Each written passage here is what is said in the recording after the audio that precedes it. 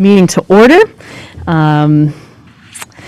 Just want to note in the agenda this week, we have some new information in it that I'm really glad is there. It is just some points about the logistics of how the meeting runs. So I may say a lot of this stuff anyway, in case folks did not get a chance to read the agenda, but I'm glad it's there because it at least allows people to, if they've never been, they have a heads up as to how our meetings work. So again, if you're joining remotely, please change your name to your first and last name.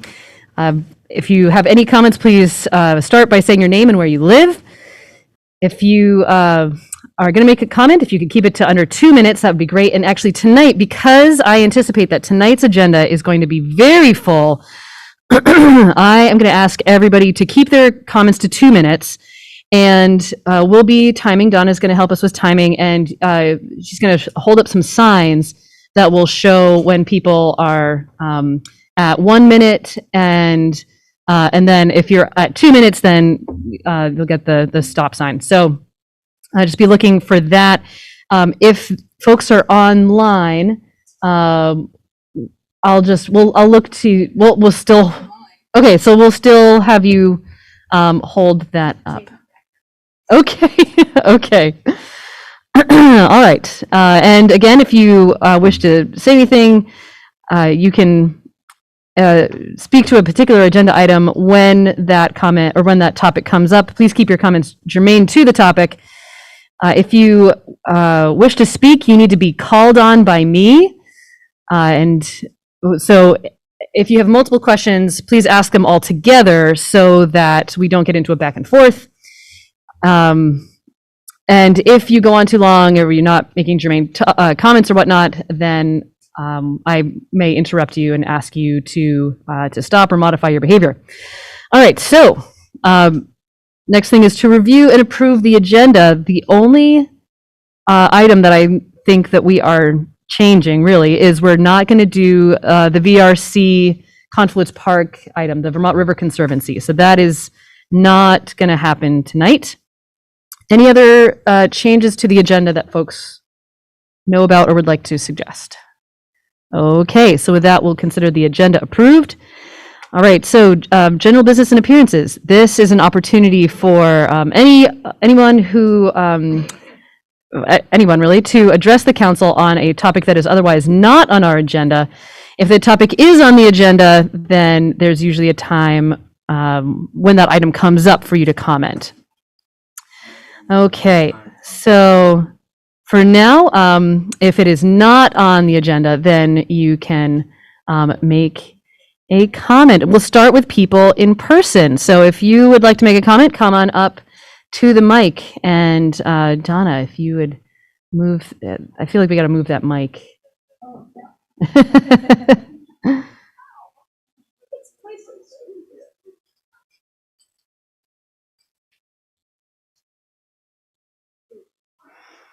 Come up to the mic. Yeah, you're good. Yeah. Is this the not on the agenda time? Right. I just had a question.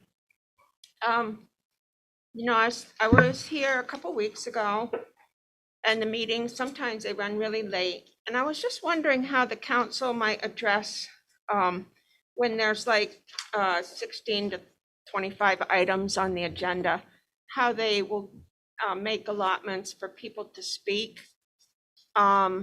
Wondering, is there ever a time when the council has meetings every week or how does that work when there's so many, if a lot of people want to weigh in, but it's too loaded? So that's my question. I don't know if that can be answered. I Sure. don't know if that's appropriate right now. Is there anything else that you wanted to say about that? Okay. That's a great question. Actually, the city manager and I have talked about that possibility, but it's a lot to meet every week. And so we try to address things that are timely or urgent that week. And then if something can be pushed off, often we do if we don't get to it, or if we run out of time. But that's also one of the reasons why having 2 minute limit is really key to keeping the meeting moving. So, but you know, to be fair, if we ever were to actually really run out of time, I would imagine. Well, I don't know that that is really. Sometimes we'll just go very late with a particular item, but but what that would mean if we weren't able to reach a decision and more people wanted to weigh in, then we would probably include it on another agenda and take it up again. So thank you very much. And if you would say your name and where you live. Sorry, Mary Messier, Loomis Street, Montpelier. Okay, thank you. Thank All you. right. Okay. Hi, Thomas Moore, Prospect Street. I was just wondering, is there something that we could do maybe on a little bit more bike safety? I really, you know, I almost had an incident just starting this year out. I was going down Main Street, and as I'm approaching, which was it, School Street? Down here, yeah, School Street. Bicyclist just whoo, straight through the intersection. I would really hate to hit somebody. I understand people like riding bicycles and want to be bicycles, but it's been very dangerous on our streets here. And when in an automobile, it's hard. We've got pedestrians everywhere. We've got people coming in and out of parking spaces, doors opening. We've got a lot. I would just like to have, you know, a little bit of order on the streets. I mean, when it says stop, you stop. When you have lanes to turn, you know, like going on to State Street or going straight, you don't go over into the other lane and go through the red light and go over. I mean, you can just sit right here on the steps and see a whole bunch of it, you know, all the time. I really don't want to hit anybody. You know, I don't want to lie in bed, you know, a few years from now saying, boy, that person, I wonder what he's doing. And you know what I mean, how you think. There's got to be some accountability for bicycles on the street. I want people to enjoy their bikes, but man, nobody wants to get hurt. And I don't want to be involved with it. And it's been going on for too long. You know, I mean, even one time last year, right here on Memorial, Northfield, and Main, I'm over at the mobile gas station, and there was even a police officer in a car on Memorial to turn onto Main, and a bicyclist coming right down Main Street goes right through the red light, right in front of the cop, and goes right onto Berlin Street. And I'm like, what the hell is this? You know, if you're going to use our roads, please obey the laws of them. You know, it's, and I'm sure Mr. Gowans doesn't want to pick up bicyclists either for recklessness. Just more safety. Can we have it? Yeah. And Thank you. enforce the rules Yep. on the road. And Thank you. yeah. I don't care.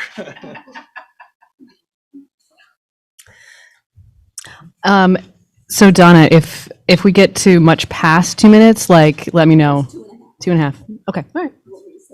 Yeah, if we get to like 3. Yeah, pretty good. Okay. Okay. All right. And anyone else in person?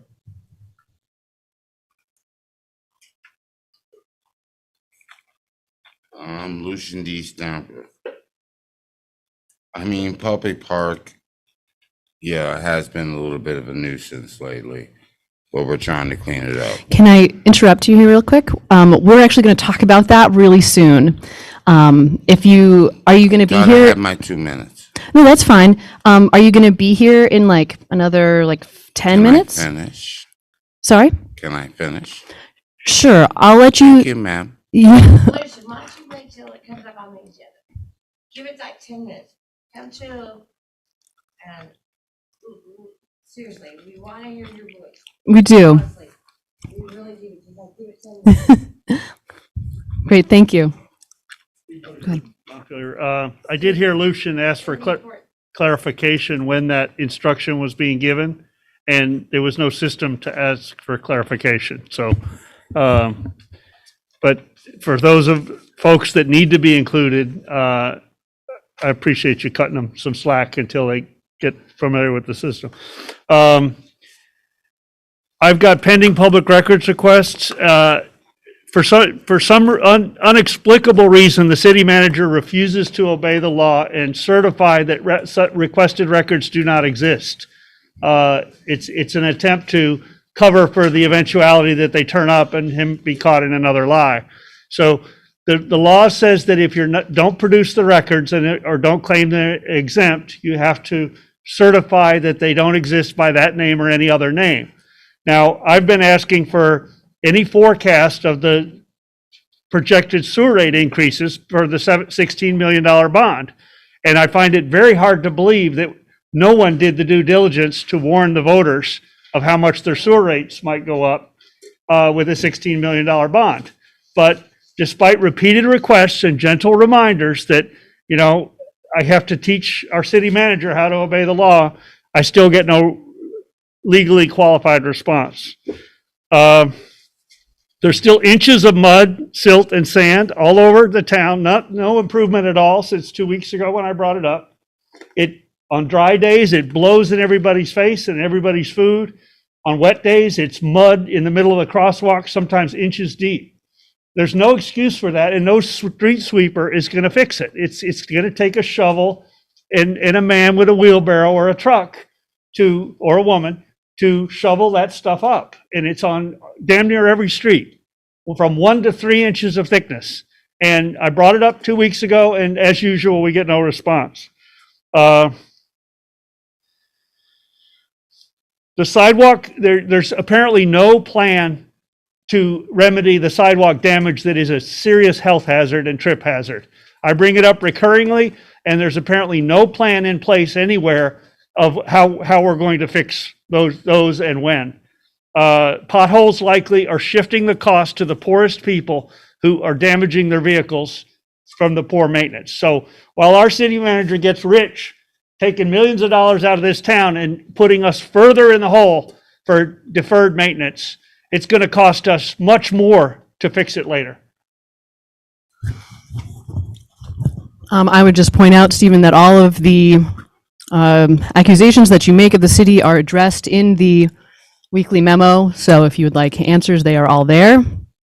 I would also like to take this opportunity to, because I was not here at the last meeting, to say that insulting members of our staff by calling them names is always inappropriate. And well, I cannot accept that behavior, which is not tonight necessarily, but was at a previous meeting. All right. Anyone else who is in person? Okay. So we'll go to people who are with us digitally. Oh, yeah, sorry, go ahead. Hi. So just to catch you up, if you would say your name and try to keep your comments to 2 minutes. Okay. Okay. Yeah, this is for new ideas, new on the agenda. Right, if it's not on the agenda. I haven't looked thoroughly, so I'll just try to keep it short. My name is Thomas Fallon. My idea was to kind of inquire about new building projects. I know you guys are working on a rezoning, and that's exciting. And people are talking about housing, right? And so I support building housing, and we talked about it needs to be bigger for the infrastructure to be worth the cost. You know, you need to have sort of a big plan in mind. And so I thought it might be a humanitarian, or it might be a nice or necessary thing to ask whatever company's building on land to also donate or put together plans for green spaces, at least in the community, to also make a commitment to that. I think that's a big deal. We need a dog park too, you know, we need just basic things like that.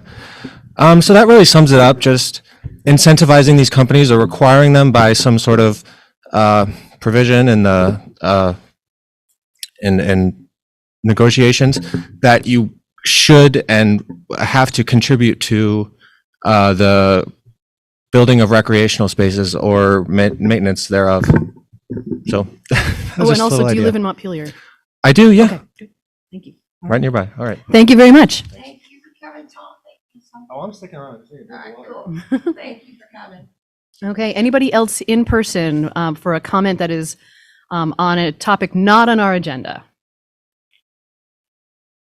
No? Okay, all right, so we'll go to folks who are with us virtually, and I'm going to go in the order that you're appearing on my screen anyway. So we'll start with Peter Kelman. Go ahead. I'm Peter Kelman. I live in Montpelier on Mountain View Street. Mary Messier's question about loaded agendas and giving people a chance to be heard. Are you hearing me? Donna seems to be gesturing. Yeah, we're working on turning you up right now. Okay, how's that? That's better. Thank you. Okay, Peter Kelman, Mountain View Street. I just wanted to respond a little bit to Mary Messier's question about giving people more of an opportunity to speak without adding too much time to the agenda. I know that the city is currently working with CAN, Capital Area Neighborhoods, to get a chance for the coordinators, and I'm a coordinator in our neighborhood, to meet with our district members of the city council to have a kind of back and forth. That would be a great opportunity for people who can't show up at city council meeting or can't wait until 11 o'clock p.m. and without and really give people a chance to talk more about their smaller concerns, like some of the things we've already heard this morning this evening, which we hear during the first 2 minutes. So, not the major issues, the smaller issues. So I would encourage the city councilors to all take advantage of that CAN initiative and to have those kind of meetings. Thank you. Thank you. Vicki Ann Lane, go ahead. Okay, I would like to address, I guess you addressed it too, but when making public comments, it seems as though a public comment may be completely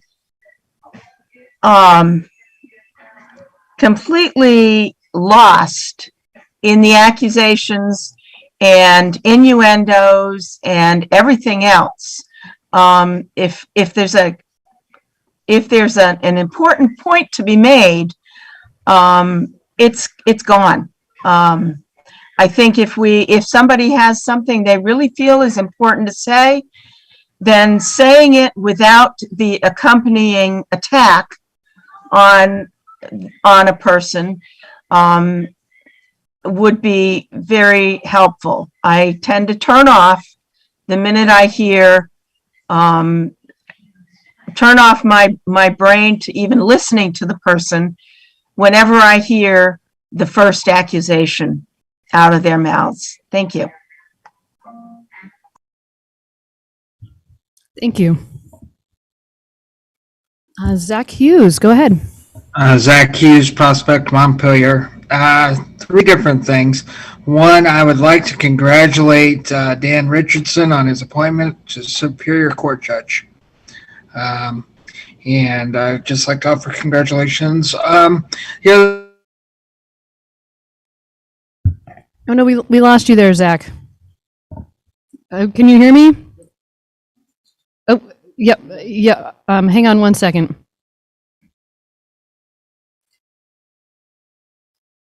And I will be turned off by nasty emails or communications.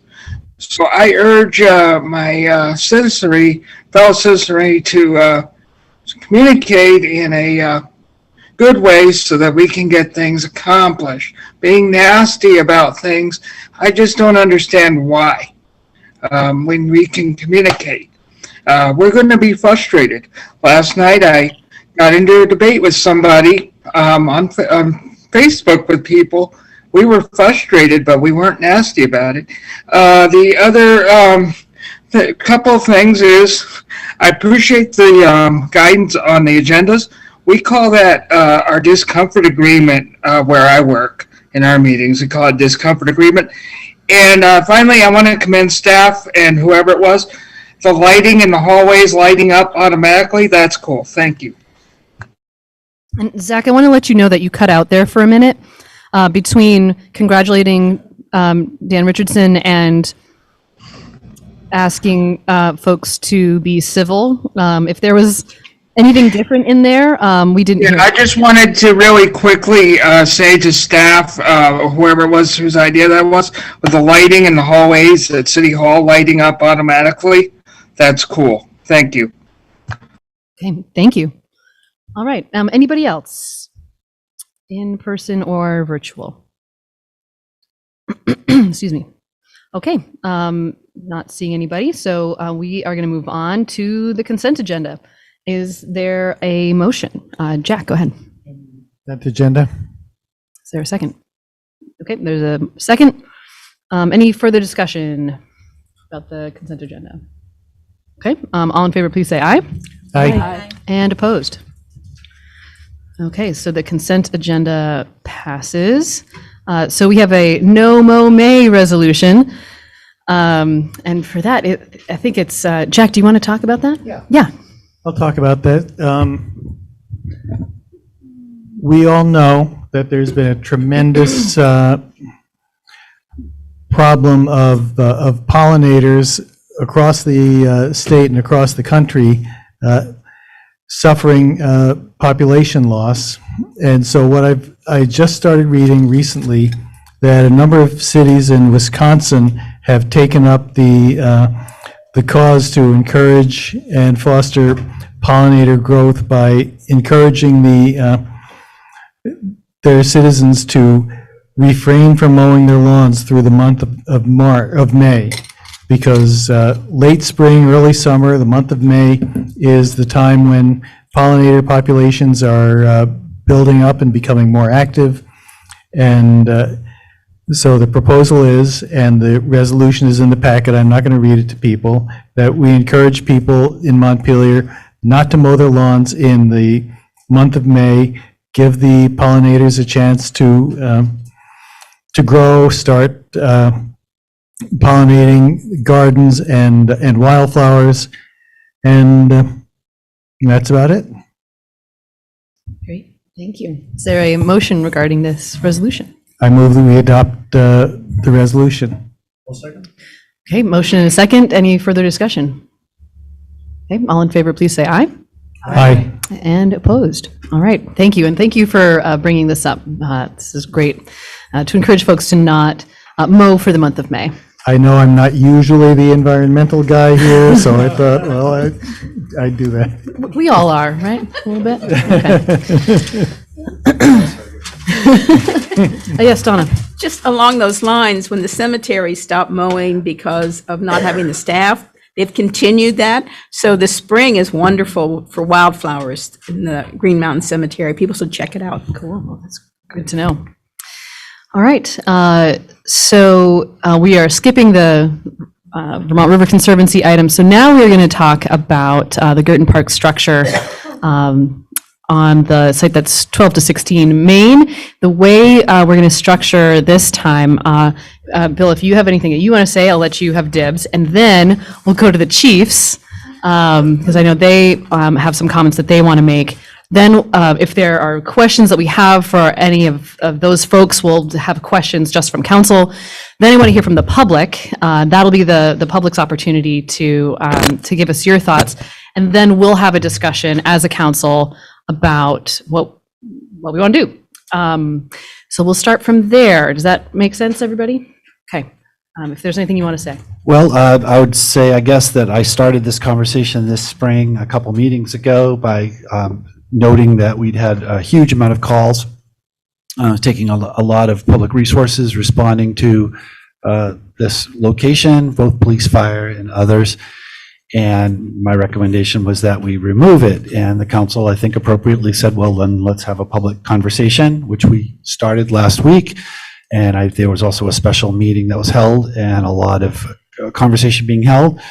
And that has continued on to this week. I attended the homelessness task force meeting today, and there was a good deal of conversation there about it as well. I do know that both chiefs have more specific information other than just sort of me saying it, and I know would like to address that. And I think it remains at least staff's position where we are, but we certainly respect the public process and understand that it's the council that makes these decisions. Thank you. So at this point, I'm going to invite the chiefs up to the table. Either way, whatever you'd like to do. Good evening, Robert Gallons. I'm the fire chief. I wanted to, Andrew, you're talking to the mic. I got it. That's why I should have stood over there. So again, Robert Gallons, fire chief. Wanted to talk a little bit about our responses to there and my feelings on whether that park should remain in place. So since the park has been there, we've responded there. We've responded to fires 3 times with an actual fire truck. We've gone 3 times to put out a fire. In addition to that, our duty officers on 2 separate occasions have walked over. We didn't take a fire truck over, but the duty officer would walk over and address people burning. They were having fires. That was on 2 separate occasions. And then it was either 3 or 4 weeks ago on a Saturday.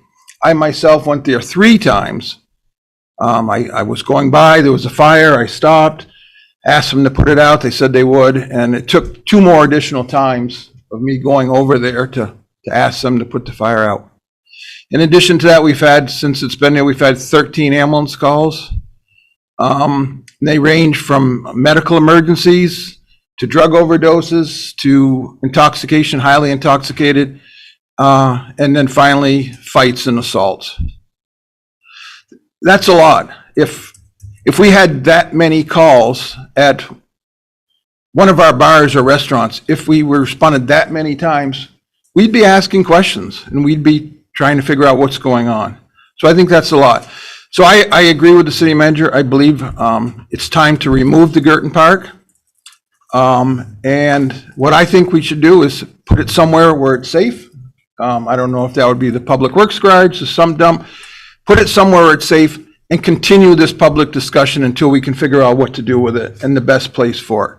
I'm afraid somebody is going to get seriously hurt there. If we continue to do what we're doing, either leave it there or move it to another spot on that, somebody's going to get seriously hurt. So I think we should remove it, continue the public discussion, figure out the best solution for it, the best place for it, and then relocate it. All right. Not yet. Thank you. Okay, and then Not, He's right. not yet, Lucian. Can I speak now? You know what? Go ahead. Go ahead, Lucian. He's right. Now, It has been a nuisance. But removing it just shows our students and our kids that any hard work that they ever did is worthless. Yeah, you got a bunch of bad apples in the seed. But it doesn't mean telling our new youth that anything they do in hard work is worth nothing. It was built in 2017. So you're telling that whole generation that their hard work was meaningless. The guy who helped build it with them showed up because we cleaned up after the people who make a nuisance of it after them. It's not all of us. I mean, as a homeless person right now, I get what he's saying. I do. I mean, I find it appalling, but we still do it. We still clean up stuff one another, and we still try to show that our future generations' work is not worthless. You keep wanting them to stay here. If you tear down the stuff they built, that ain't saying stay. Dead serious. Thank you. Thank you. All right, we'll go now to Chief Pete.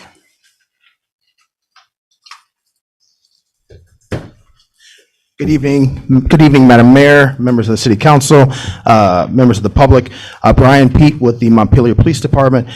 Just in regards and in other follow-ups, some of the, just in bullet point format, that, again, from what we've been seeing there lately, that we're not seeing that the parklet is more of a congregational place. It's not an issue of folks who are actually living at the park right now. It's more of a congregational area.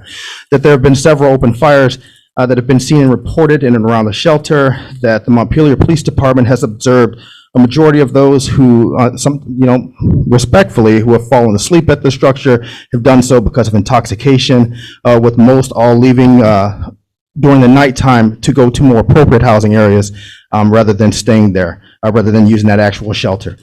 Each time the Montpelier Police Department and the Fire Department have been called to disturbances or incidents at the shelter, social services and assistance for placement for housing, just for social support have been offered at every time, and most, if not all, always has been refused. So we are approaching this with a trauma-informed approach. Doing our best, but the focus is on the behavior of what's going on at the structure. Brief informal discussions with pedestrians, business owners revealed that there were unreported complaints that we don't know about or have not formally been told about, and concerns of fights that have not been reported to the Montpelier Police Department, potential drug sales and use. It is MPD's observation that the behavior and the activity cause other members of the public to avoid use of the space, including those who are experiencing homelessness, for concerns of their own safety. The Montpelier Police Department has observed members of the public enabling substance abuse disorders to those who are at the parklet by providing alcoholic beverages to those who are congregating in the area. And that the Montpelier Police Department is concerned that any relocation of the structure along the bike path will result in the same issues and complaints that the council is attempting to address and resolve right now.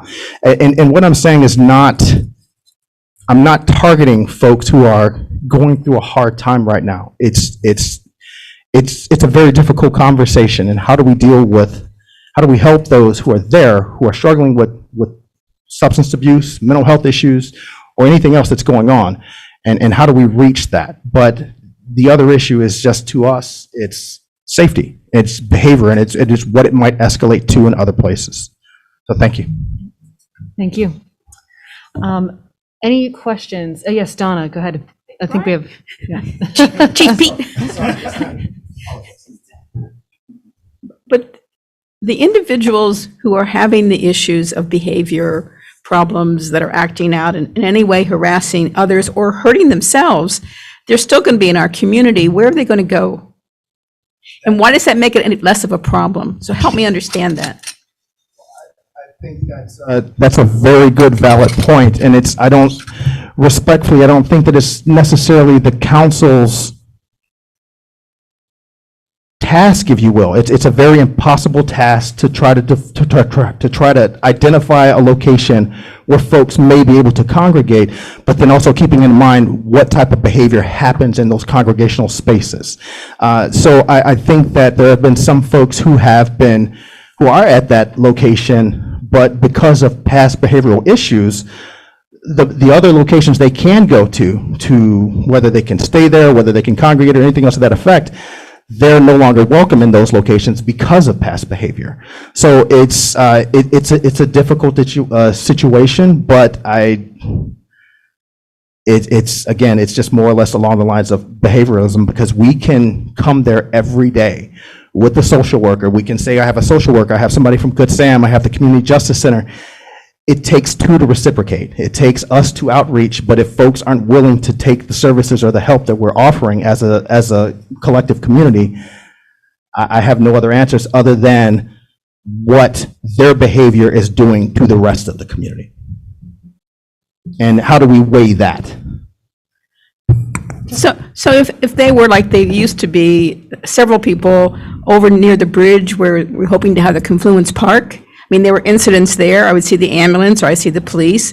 It's the same sort of thing, just in a different location.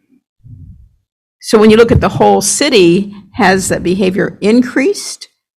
Or is it because they're so collective, we're so aware of it?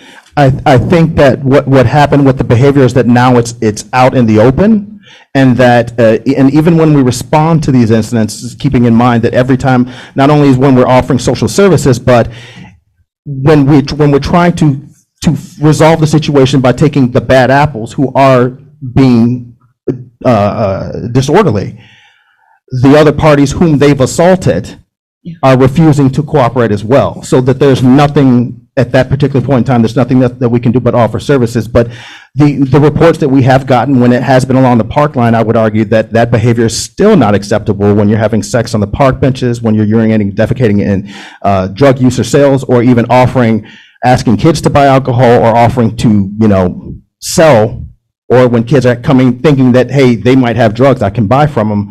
And then the other complaints about safety relating to kids who don't want to use the bike path, or other folks who don't want to use the bike path, not just the upper crust of society, if you will, but just normal everyday people. And again, keeping in mind that there are some folks who are experiencing the same problems and difficulties, but they don't want to go to those same areas because they're concerned of their safety as well. Thank you. Yes, ma'am. Jack. Thanks, Chief. Some of the things that you've described are ordinance violations or actual criminal acts. Have there been arrests or citations?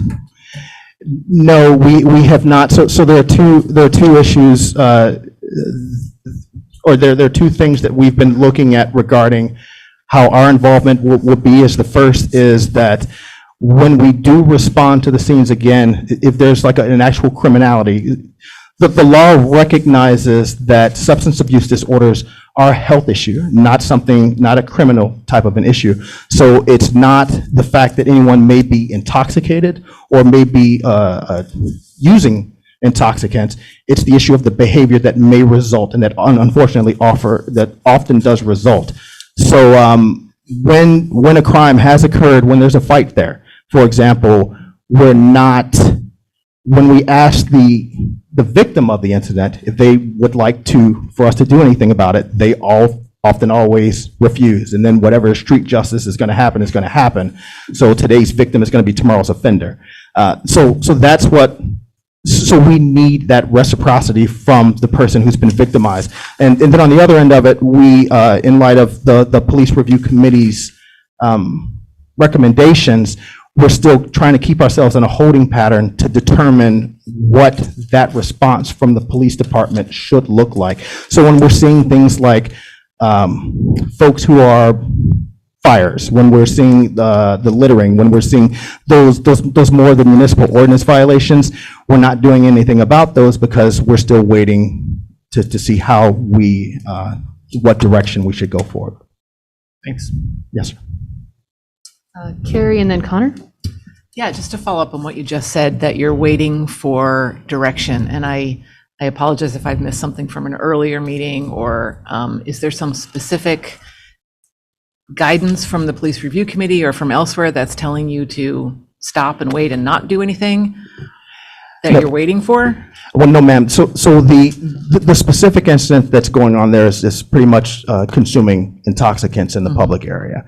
And that is the primary issue that we'd be dealing with. So to my understanding is before COVID that we've had a rash of community complaints regarding some of the behaviors along the bike path, and that the Montpelier Police Department had went in and tried to address this with folks, tried to work with the folks who were involved in it, and it just got to the point that we were issuing municipal ordinance citations. And then as the citations went up through the courts, through the ordinance process, they were actually all dismissed. Not for that the Montpelier Police Department were harassing people or we weren't doing our jobs correctly, it was just that the courts themselves decided we're not going to handle an ordinance violation. So that kind of leaves us with no teeth at this particular point in time to deal with behavioral issues. So one of the specific recommendations that came out of the Police Review Committee was the recommendation to repeal the ordinance regarding folks who are drinking in public. And that's why we're in a holding pattern, that when I'm seeing somebody who's walking down the street with 2 cases of 24 cans of beer drinking, I'm not doing anything about that. Okay. And so you talked about people setting fires, for instance, or building fires. And what are you doing in response to that, for instance, right now? Well, I can let the chief respond to that, but from our standpoint, we're putting the fires out, and it's one of those things that if it's more or less of a minor unwitnessed misdemeanor type of an issue, if it's not an arson of a building fire or something per se, then it's the courts are going to look at it pretty much in the same way. So Vermont law is a little quirky. Okay.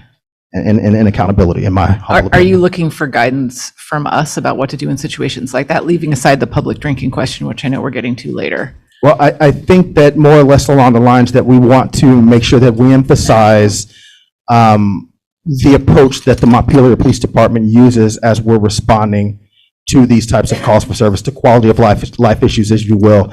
And we want to make sure that we reinforce what our strategy is and how we go about doing policing, and to make sure that it's conducive to what the council wants us to continue doing. Again, we don't just arbitrarily go out looking for somebody and then, issuing a citation or arrest. There's an entire process that gets up to a point that we want to handle it to the lowest level possible and without involvement in the criminal justice system.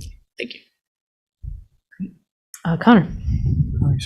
Thanks so much, Chief. I want to say, I appreciated the way you framed it a couple of weeks ago, that we may fancy ourselves geniuses around here, but we're not fixing homelessness, right? No matter what we do, we don't have the resources. We're kind of lay people in this area, so we're learning like everybody else. And I said today in homelessness task force, I'm pretty convinced whatever decision we make tonight is going to be a bad decision, right? Because there's going to be unintended consequences. People are not going to be happy no matter what we do. I think what I'm trying to, and I'm taking this approach, just want to do the least harm possible, right? That's the best we can do, the least harm. And to me, I think the question is, by the virtue of existing, is this structure inviting bad behavior and dangerous situations that would not exist otherwise? Or if we remove it, is it just going to push it into the shadows, and it's still going to happen, but we'll be getting less complaints? And is there any benefit, I think would be the question, in having it in a public place where your officers could develop a familiarity with the population in a centralized location and sort of suss out, okay, so-and-so's been drinking, but he's not dangerous, right? And could that result in less bad outcomes in a situation in the future there? I don't know if I'm articulating that well, but having a centralized place, I know the service providers are saying that's a real benefit. I can just go sit on and I can direct them to the services. But I just want to go in eyes wide open, and okay, if it's less complaints, if it leaves, that's a discussion we're having there. But we should be honest with ourselves. Yes, sir. And again, this is no easy decision for you all to have to make, and so I'm definitely not envious of you. But I know that everyone's heart is in the right place, that there's nothing malicious or vindictive in the conversations that folks are trying to have here, and that it's a very complicated situation.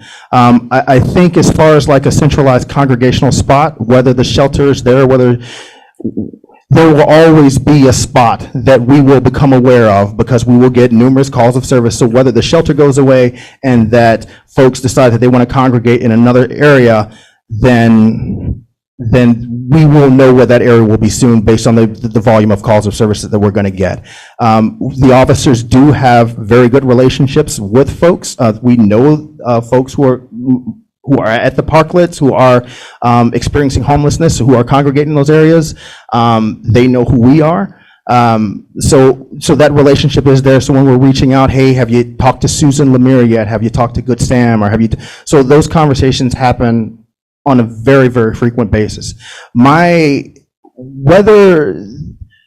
think that no one can control the behaviors or anything that's going to happen in that specific area, that no matter what the council decides to do, you're not going to be able to control it. So whether the parklet stays there and moves someplace else, you're not going to be able to control that issue. But my other concern regarding that is necessarily the safety of the individuals who are at the parklet, who are being attacked by other folks who are congregated there. So those are the safety issues that I'm thinking about. So I don't think it's going to be one of those things that when the parklet goes away, everybody anticipates or expects the the behavior to stop from some individuals, because it won't. It'll just relocate to another area, but you may not have thefts from, you may not have as many thefts from some of the merchants in the area. You may not have as many quality of life complaints related to urination, defecation, or people witnessing fights that are, that are triggering, and that are in some cases extraordinarily violent. So it's one of those things. It's like, yes, it's going to happen, and I don't think it's an issue of anyone who might try to shame folks and saying, oh, you just don't want to see what's going on in society. You didn't create that issue. You're doing your best to try to remedy as best as possible, but whether the council can truly control the behaviors that are going on there it's beyond your grasp, respectfully. No, fair play. Any other questions for the chiefs or for Bill? Okay. All right, thank you. Yes, ma'am. And so at this point, we are going to move to public comment. So if you are here in person, we will start with you. And again, Donna's going to keep time for us and hold up signs to try to keep folks to 2 minutes. The other thing I want to make sure that everybody's aware of is that I am not going to allow folks to go multiple times. So whatever you've got to say, you've got, get it said. And you've got sort of one opportunity there. So I think that's all that I wanted to say about that. All right, go ahead. Now is a good opportunity. You can say your name and where you live. Hi. Hi. My name's Chris. I recently relocated down here, and I've heard a great many points about the park that you all are talking about. When I first came down here, I went to the shack, and I got help there. I've been going through a rough time. I'm staying at the hotel. So I needed help and guidance, and I went there, and it was given to me. The counterculture that we're all talking about, I think the main points are safety, health, fire issues, and respectfully, I agree completely. As far as the safety with the fire thing goes, I mean, we got to look at the stats. We got to look at Burlington. Quality Inn had over 38 overdoses last winter.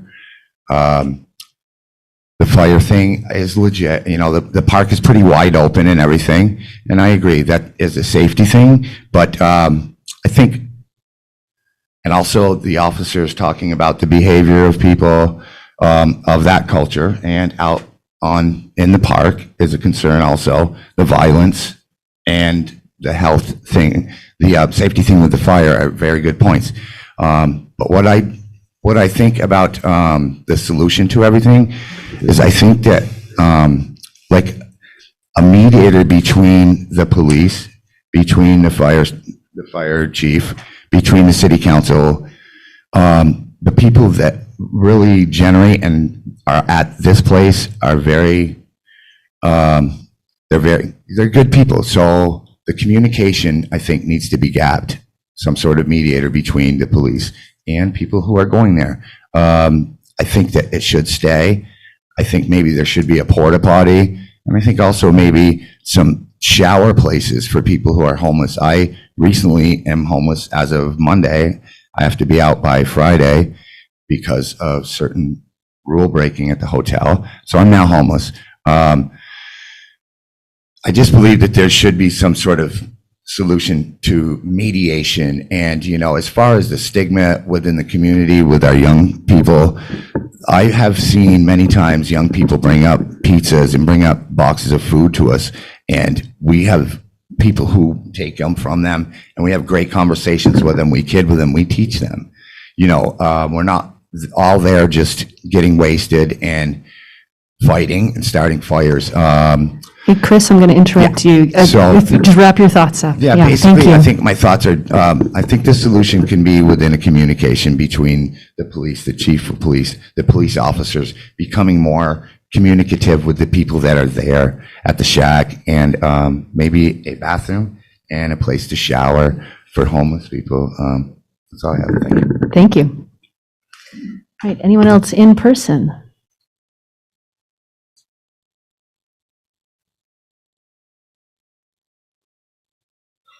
Touch it? No, you may not. I've been screamed No. about, I've been screamed at for touching the microphone stand. Okay, yep. So the quality of life, I hear about this quality of life, and I ask, whose life? And I hear about all these crimes. How about the crimes of reckless indifference and negligence by the council? You've had 2.5 years of the homelessness task force. You still don't have available bathrooms. You still don't have available, phone charging, et cetera.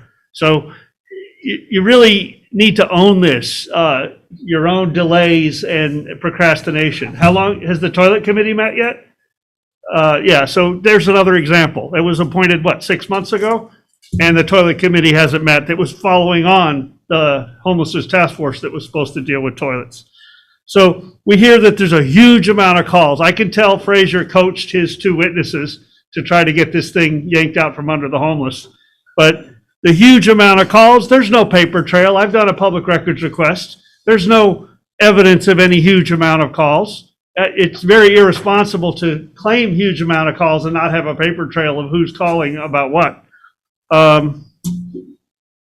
No arrests and no citations, even for the vandalism. The donated chairs, maybe that's still under investigation, and that whoever smashed the chairs, I know who smashed the chairs, that one is prosecutable, and restitution, et cetera. But you set an example that anything goes with no consequences by not. But also, I wouldn't bother calling the cops because they still haven't owned up to acknowledge stealing Billy's beers. When you steal unopened beers from a homeless person and you can't have the integrity to own up to it and replace them, then you've lost the credibility of those who are assigned to enforce it. So your fires are harmless on an unburnable hill. It's cold outside. People need to have some sense of warmth. This is a manifestation and enlargement of your own creation. And I resent that you narrowed to 2 minutes. You let some people pontificate on and on, not saying much, and then you narrow the people who've done the heavy lifting on this issue for a long time to 2 minutes. It's very hypocritical. Thank you. All right, anyone else in person? Yep, go ahead.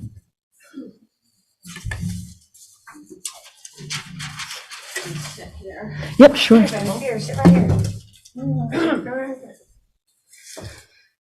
I wasn't going to speak tonight, but I guess I will here. I did write a post on Front Porch Forum about it. I think what Steve just said about fires, I don't think that's a nothing thing just because it's an open lot. It's something that's important. The wind comes up, it's dangerous. I would really like to see the drinking, I would like to see public drinking stop. I mean, I'd like to see, people are always going to hide their drinks and stuff, but I would like to see it enforced. I just don't think it's right, and it leads to problems. And the place itself, a small closed-in area, that's inviting trouble. You put that anywhere, lots of kids or other people are going to use it, and you're going to get some bad behavior. I'd really like to see that be a park if possible. I don't know how much it costs to have it investigated for the pollution that might be underneath. I think it could be a great park. And I'd like to see that. So I'm on the fence about tearing it down, but I think it should be like opened up more windows. And I know that the feeling about people needing privacy, but it does create a situation where bad behavior can happen and sometimes not be seen until it escalates. So, I'm really torn about it, but in the future, I would really like to see that made into a park. And I'm looking forward to hearing from other people what they have to say, because I think people can have some great ideas. I'd really like to hear those productive ideas. But I'm really sensitive to how things are going, and even, many people are triggered by things that go on there, fighting. I don't like the litter. So I guess that's how I'll sum it up. Thank you. Thank you. Anyone else in person? Public comment about Gerton Park? Yes. All right, here we go. All right, I want to look back. What's your name? My name is Susan Merchant. Okay, thank you. You live in You can't Montpelier? tell I'm not from here, but I want to look back on minutes from the special meeting on April 7th, and Peter Kelman stated something, and he seconded something that Morgan said, that homelessness and the gazebo are not the same problem. Okay, homelessness has nothing to do with that structure. I said it today, and I don't know, you were on the Zoom, I think. You could put that structure on the moon, and you're going to have the same people coming. Okay, we're still going to have Diane and Mike out there like trying to break up the fights. Okay, I came in like last summer, and it was like, brought it up again at homeless. You're going to have an encampment issue here in a couple of weeks. These hotels are going to kick out. You got to have somewhere for people to go.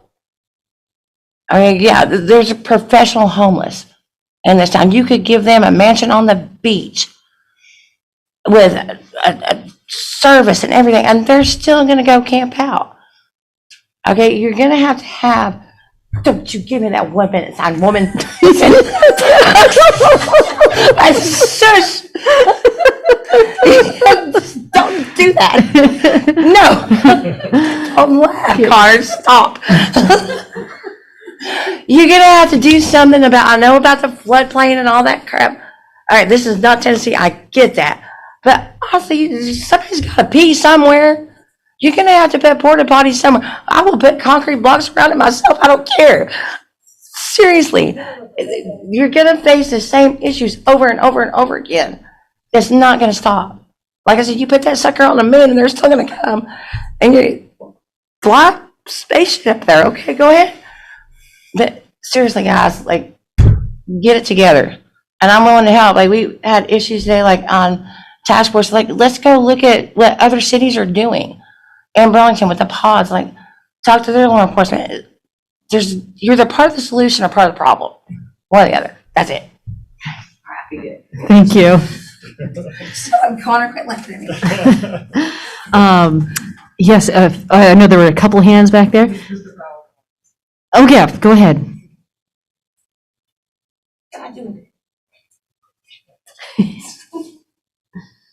Hi, Thomas Fallon again. How do I follow everyone's, my talent is to hear accusations, hear fierce words, and hear also the goodwill behind them, and thinking, I have these same thoughts, and I love that there's so many people in this room that remind me of the genius. And how do I sum that up? It's about morale, increasing morale. We sort of, hearing about the history of these issues, especially something like a bathroom, a public restroom. If you don't want to deal with urine and things like that, please provide these resources. My question to you genuinely is, what do you need? Do you need a drawing? Do you need a plan? I will work with the architect. I've been trying to field opinions. We just need to know what is actually necessary. Purely budgetary, is that the issue? We will do a GoFundMe. We will figure it out. We just want support and to be heard. And Susan's been an amazing arbitrator, but she's just one person. She's drawing attention to the issue that these service providers are digital. That we're all sort of hiding at home a lot of times behind our computers, and so do they. But what if you don't have a home and the shelter's closed and you don't want to go up to your tent and just hang out by yourself or drink alone? These issues, I think they bring us together as a community to expose the weaknesses. So it's way too much to talk about this all at once. You guys need to parse these issues out. It can't just be all about the park. You have to really incentivize a discussion on tackling homelessness. So my idea with any new money coming into town, any new building projects, I'm not standing in the way. I would love for that to happen. And I mentioned before, please incentivize them, give them stipulations that they must give back to local humanitarian organizations, invest in parks, creation of park spaces in Montpelier. Myself, I like to go to Pocket Park, but sometimes I feel there's a violent atmosphere, so I walk away. And there's not much else to do in town besides, walk. So we want more green spaces, give people that opportunity to enjoy a bike path, but have somewhere to go that they can enjoy. I'm sorry, I'm repeating myself. Yes, well, the alcohol, the public drinking, I myself have experienced an immense sense of gratitude towards the police force for their humanitarian approach to this issue. I feel we were making progress last meeting about people actually wanting to renovate the space because it's at the front of our city. Thomas, I'm going to interrupt you if you can just wind up your comment. Again, it's hard to wrap it up, but I'll end somewhere. Okay, so the be all end all is if this discussion is about that specific space, please beautify it. Please give us a way to collaborate with you. I would say I am willing to help work with an architect to draw up plans, do whatever work is needed. We just need to know what are the obstacles and how can we tackle them. We want bathrooms, okay? It's been 2 years. Thank you. Oh, no, so you get shot for public comment one time, but thank you. Okay, thank you so much, Thank Thomas. you. Anyone else in person wish to make a comment? Okay. All right, so we're going to go to folks who are with us digitally. Zach Hughes, you are up. Go ahead. So I'm going to try this. It might cut off, but I will be responding in writing because I don't know if I have enough time to put everything in there. I will just state that I guess in response to the fire chief and police chief around responsive calls, you know what? We do have to ask questions, and I would like the city and the community to take a big step in the next year and do something big. Look at Burlington and Barry. Let's do something. But I want to just re-stress that the city council here has been very supportive on the homelessness task force, but we now have to move forward and do something a little bit bigger. And I'm hoping ARPA funds help us with this. And I have concerns. So again, my big thing though, when you say there's a lot of ambulance calls, I guess I'd rather have the ambulance calls than have someone out in the woods. And this is as real as it gets. So this isn't going to go away, and I'm going to be very nice about this and not nasty. Thank you very much. Thank you. All right, Peter Kelman, go ahead. Peter Kelman, Montpelier. I sent a proposal to the city council, which is entitled "A Holistic Framework to Address the Needs of All Who Live, Work, and Recreate in Montpelier. And I wrote just half of it, and I called it Takes a Village, addressing the immediate, urgent, and tractable elements of this challenge. It's obviously too long. I'm not going to read it tonight, but I just want to make the first couple of points that I start with, which is that the controversy surrounding the downtown location of Guertin Park structure, as well as a longstanding and worsening situation for unhoused people in downtown, cannot be addressed without recognizing that they are just two important parts of a much larger picture, which is the quality of life of all who live, work, and recreate in Montpelier. I've sent it not only to the city council and the city manager's office, but also to some of our state representatives and a bunch of individuals. I've had some very positive feedback from a lot of those individuals, and one person at the state who forwarded it on to other people at the state. I would love to hear back from some of our city councilors about it. I'd love to hear back from the city manager's office as well, because like Zach, I feel that something big needs to happen. Not only that, but I think that something big can happen. And it happened. It's the something big I'm talking about is about 10 different smaller things. Thank you. Thank you. Don Little, go ahead. Thank you. I'm Don Little. I'm a Montpelier resident. I am on the task force, although I'm not speaking officially for them, and I do outreach work with people outside. To respond to some of the things Donna said earlier, Guertin Park did not cause the behaviors. If we move the park, the behaviors will not stop. We are just pushing them out of the way to a place which may not be as safe for the people involved. However, I will say that having it right on the street where it is now increases the friction, increases the annoyance level for others in the community, and the discomfort, understandably. The other thing it does, having it right on the street like that, I know that it's increased the number of erroneous calls that tie up police time. I think that if we did have it back, I think it's good to have it in a central location, because there are some safety factors and efficiency factors involved there. But having it right on the street, again, I think that's not a good idea. I don't think it works for anyone involved.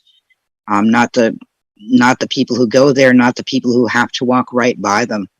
We essentially moved it from a place where there was friction due to the location and moved it into a busier, more central spot.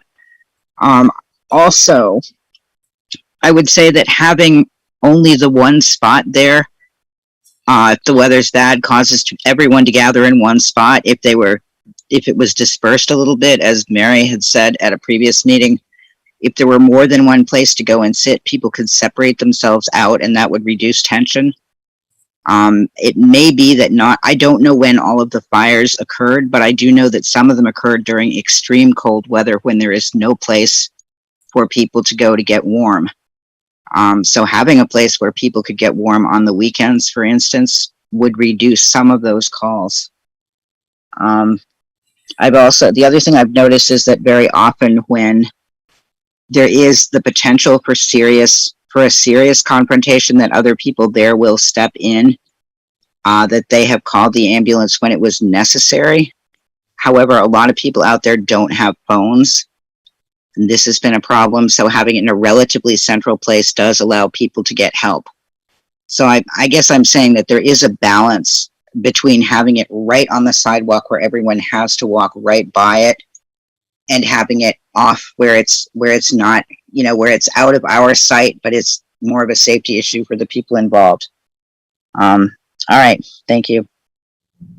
Thank you.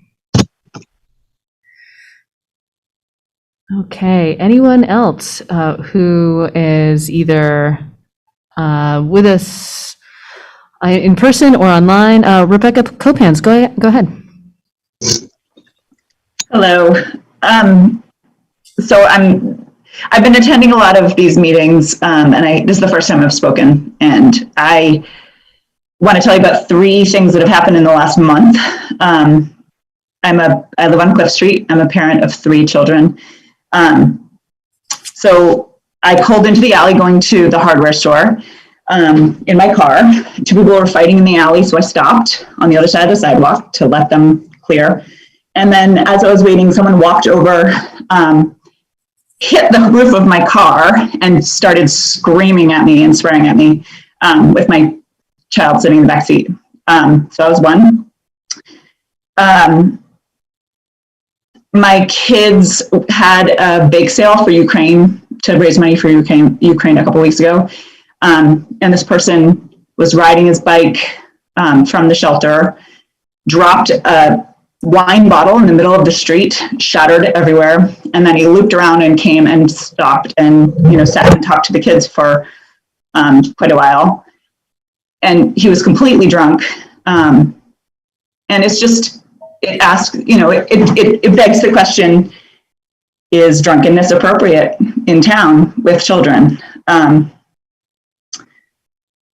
A third one just happened the other day. My son and my husband went to the bookstore. They leaned a bike up against the bookstore. They came out just a few minutes later. The bike had been thrown to the ground, and the bike helmet was thrown in the street.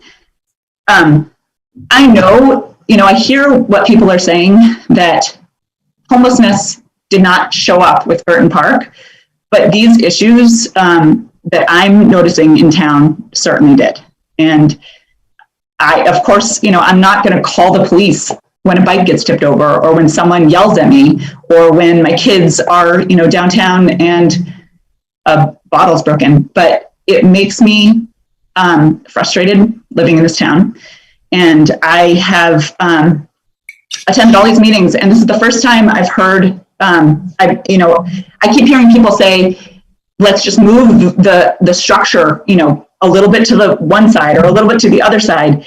That is not a solution. And I think we need to think more broadly about, we bought the M&M beverage and tore it down. If we can do something like that, we can buy something like the Econo Lodge and build transitional housing, or something that is more permanent and more, that will have a bigger impact, that will move people out of homelessness and address the downtown problem. Thank you. Thank you.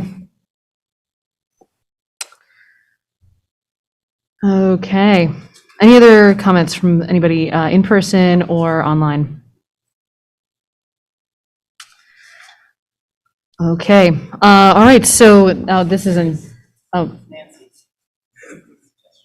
Oh, I'm sorry. Nancy, I don't know what your last name is. Could you tell us your last name if you... Nancy Bruce, can you hear me? Yes, we can hear you. Go ahead. Hi, thank you so much.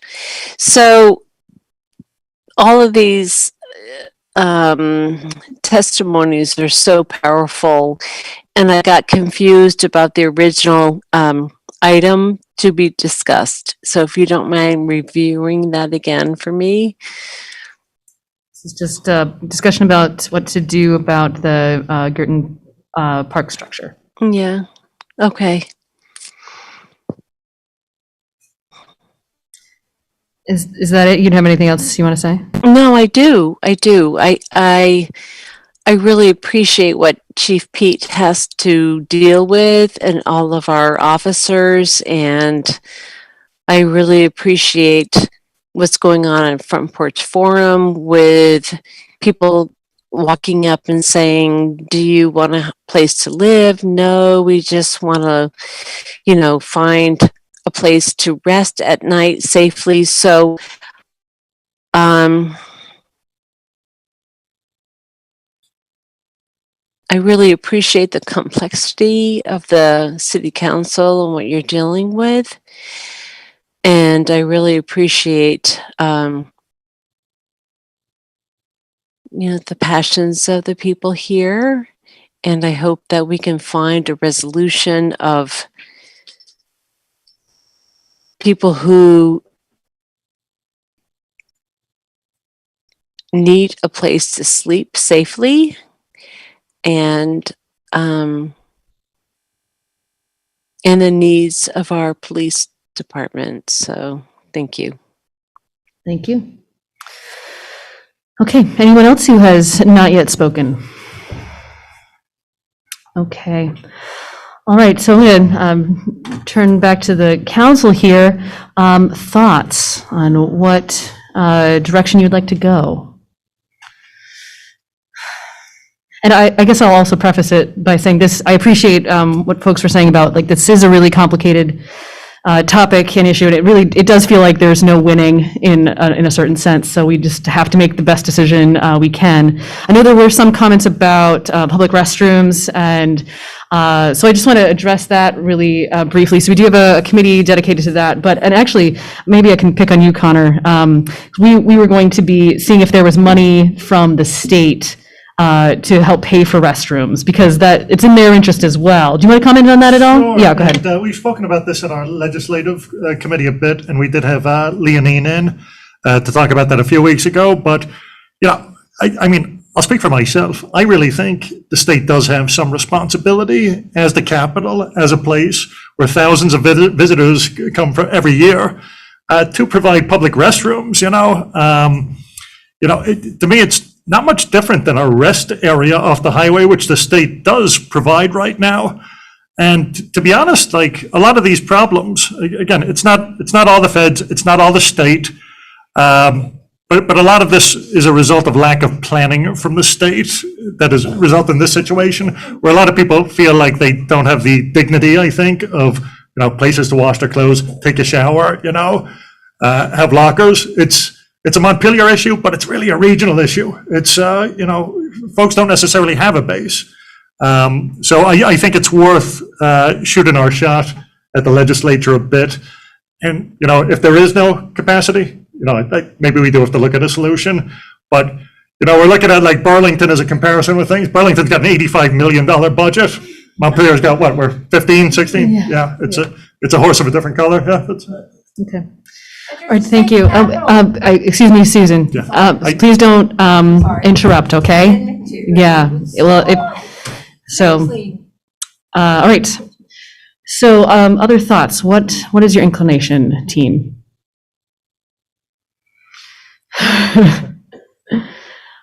Jack, go ahead. I think that there are a couple of issues that we need to look at pretty clearly. One of them is the structure and the location of the structure. The other is issues of behavior. We've been told on a number of occasions, like Susan Merchant tonight said, well, the location is not essential that it be where it is, that that people will do what they do and hang out whether we have that structure where it is or not. But we've also been told on a number of occasions that it's good to have this park in some kind of central location, because that's where it's become identified as a place for social service providers to meet up with people. But again, I don't think there's anything magical about where it is now for that either, for a couple of reasons. One is that the people who provide social services are pretty good at finding people where they are, and they will find people where they are, even if they're not hanging out next to the drawing board and next to Shaw's. So I don't think it has to be there. The other thing about social services is that we've been told that when they've been offered, they've been routinely rejected by people there at the park. And so it makes me question whether that's as important a factor as we think, as we have been thinking that it might be. I think that this is a terrible location for the park, and it's also a terrible location for the behavior that we've been hearing about. And I don't minimize that behavior at all. I think it is dangerous to people, and I think that it is, and not only to people who are choosing to spend their time there, but also to other members of the community, as we've heard tonight. And concentrating this behavior in these people in one place, I don't think is a good thing. Having it be sort of at the gateway to the city is a terrible thing for our city. I really don't see how we can support continuing to have the park on that lot where it is. And I don't mean just on that particular space on the lot, but anywhere on that lot. I don't see how we can keep it there. And I think it should be removed. And possibly not move to any place where it's a gathering point at this point until we've got some other planning done about how to address people's needs. And then the last thing I want to say right now is that I hope we haven't given the police department the message that they're not, that the city council does not want them to intervene in the case of violent and criminal and dangerous behavior. Speaking for myself, I think we do. I think that is a primary function of the police, and I think the police should know that they will have our support if they do intervene. So that's what I have to say right now. Thank you. I want to jump in here a little bit as well. I want to make sure that we are clear on our role, at least particularly concerning the police, because while we may have some authority to set some policies, we as a council really should not be telling the police how to do their job outside of that. Is that a fair thing to say? That's fair, but I think, yes, and I appreciate you acknowledging that difference, Yeah. but I also think, the policy and the type of policing, the level of service that you want in the community is you're elected to represent the Okay. community and provide that feedback, and it's our goal, our job is to try to make sure we provide the department that matches the community's Okay. wishes, so. I think- So hearing that is still I mean, welcome. Right, you wouldn't say, Okay. I don't want so-and-so to go out on this shift at this Right. time, but to say, in general, this is the type of thing we'd like to see, then Okay. we can give you feedback whether it works or not. Great, thank you. I wanted to make sure we weren't overstepping. Great, thank you. The other thing I wanted to add here is that, just to clarify the choices that we have and what I think might be useful to hear, it seems like we really have three choices that we could make. One is we leave it where it is. Second choice is we move it somewhere where that other place is, I don't know, or move it to not anywhere in particular, like it's as an amenity, it goes away at least for a while. So it would be useful to know which of those options is most interesting to you. I also want to bring up, some of the conversation that we've had around services that have been provided in this space, or at least offered anyway. It's also reminding me not just of the conversation we've had about public restrooms, but also about the possibility of some kind of what did we call it? Like a service provider, a warming shelter, right? So that conversation is already moving, which I'm really grateful for. And if we had a real warming shelter, then this would not be the same conversation.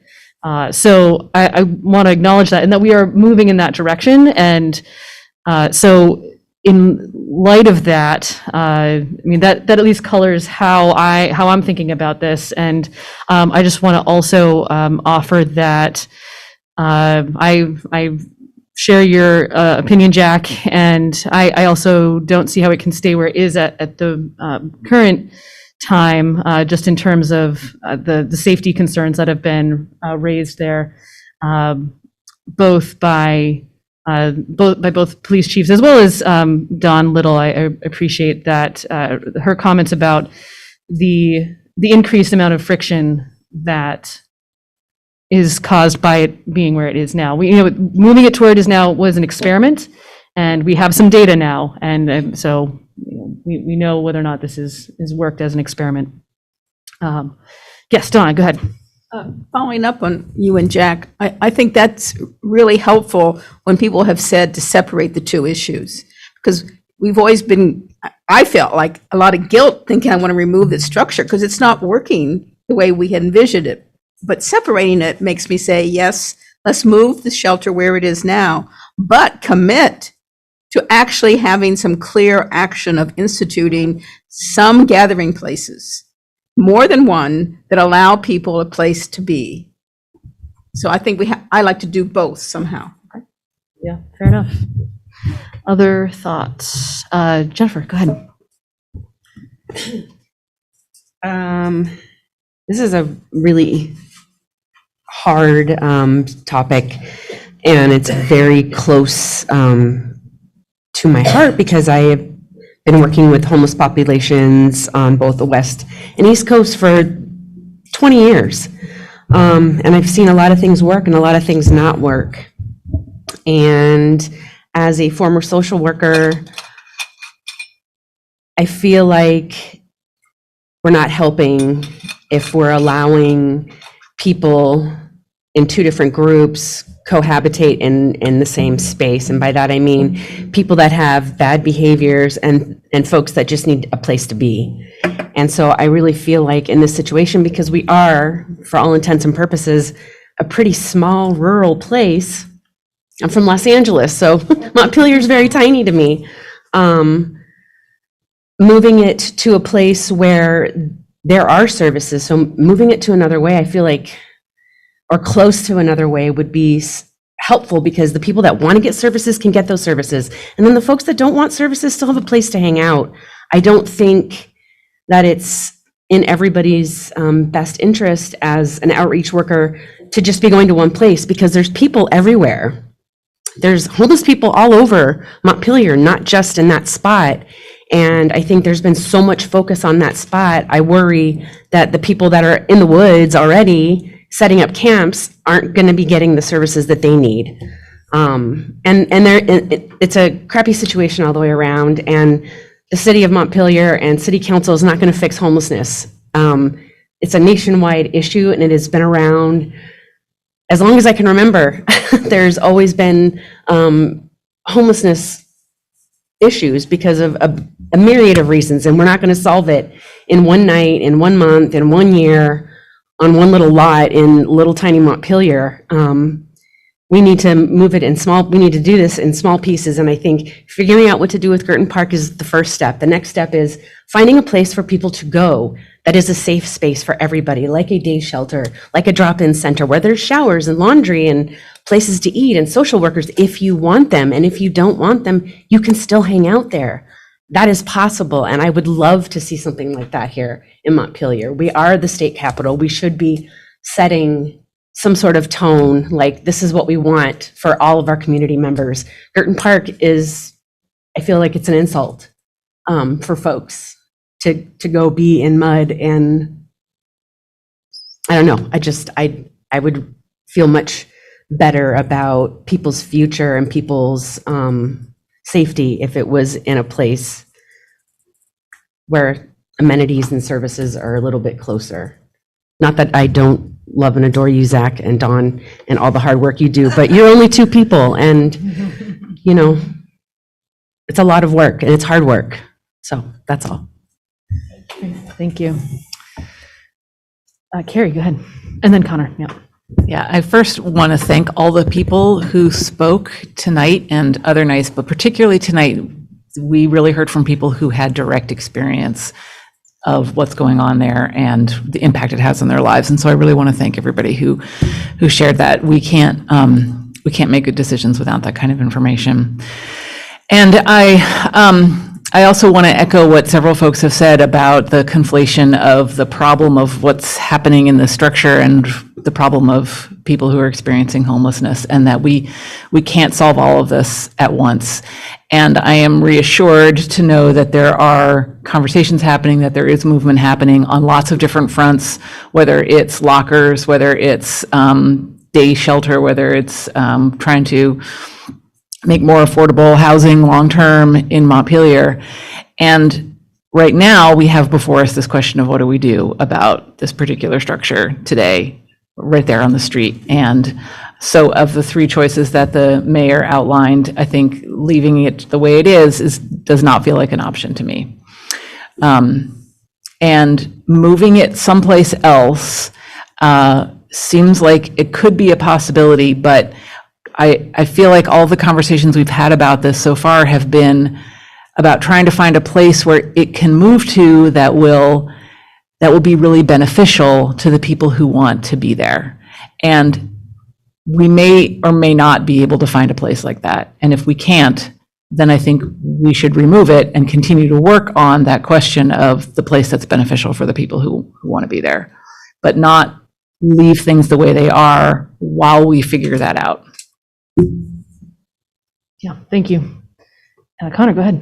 Okay. I've spoken a lot about this over the last few weeks, so I'll try to be short. And did just say right off the bat, I think everybody's coming at this with really good intentions. And, I was able to run into a bunch of officers the other day, and just the humanity they approach this with really says something. And I've seen some interactions there where we have MPD go up, and they're always de-escalating the situation. They're such professionals. I think I'm going to probably stray from the majority on this one. I'm just not there. Again, if I voted to move this, and I think having it right on the street, I tend to follow Don Little on a lot of this stuff, may provoke some interactions that just aren't favorable. And maybe moving it back with the proposed location that's in the packet there by the river. I think that's a better solution. Again, it's not a good solution. None of these are good solutions. It's going to be a rough summer, right? It's going to be a rough summer. We've got some medium-term plans in the works here with the RFP going on and everything, but that's not going to come to fruition anytime soon. So what you're left with is a game of whack-a-mole, right? And I sort of think knowing the location where the congregation is preferable to saying, let's see what that next congregation spot is. Because I think it's going to be, where I think it's going to be is Confluence Park, where the tables are now. You're already seeing those shifted around, right on the bike path, which provokes even more of an interaction with joggers, everything we heard about the previous location. It's going to be what we heard 3 years ago when we formed the homelessness task force, with the vendors complaining about urination, defecation, and folks sleeping and hanging out in entryways of the stores. So I'm not Nostradamus, but I think that's what's going to happen if we just get rid of it. I think it's going to go bike path and downtown there. Again, eyes wide open. The bad behaviors are a result of, I think, 9 times out of 10, drinking, drug use. And these aren't teenagers who are popping a can or two. These are folks with an alcohol dependency who need this to survive, to get through the next day, right? For better or for worse, we don't have the treatment for them. We can't at the city. But somebody said at the task force today, and I think it's true, they're going to go where they can walk to buy alcohol, which right now, Garden Park, there's about 5 places you can do that.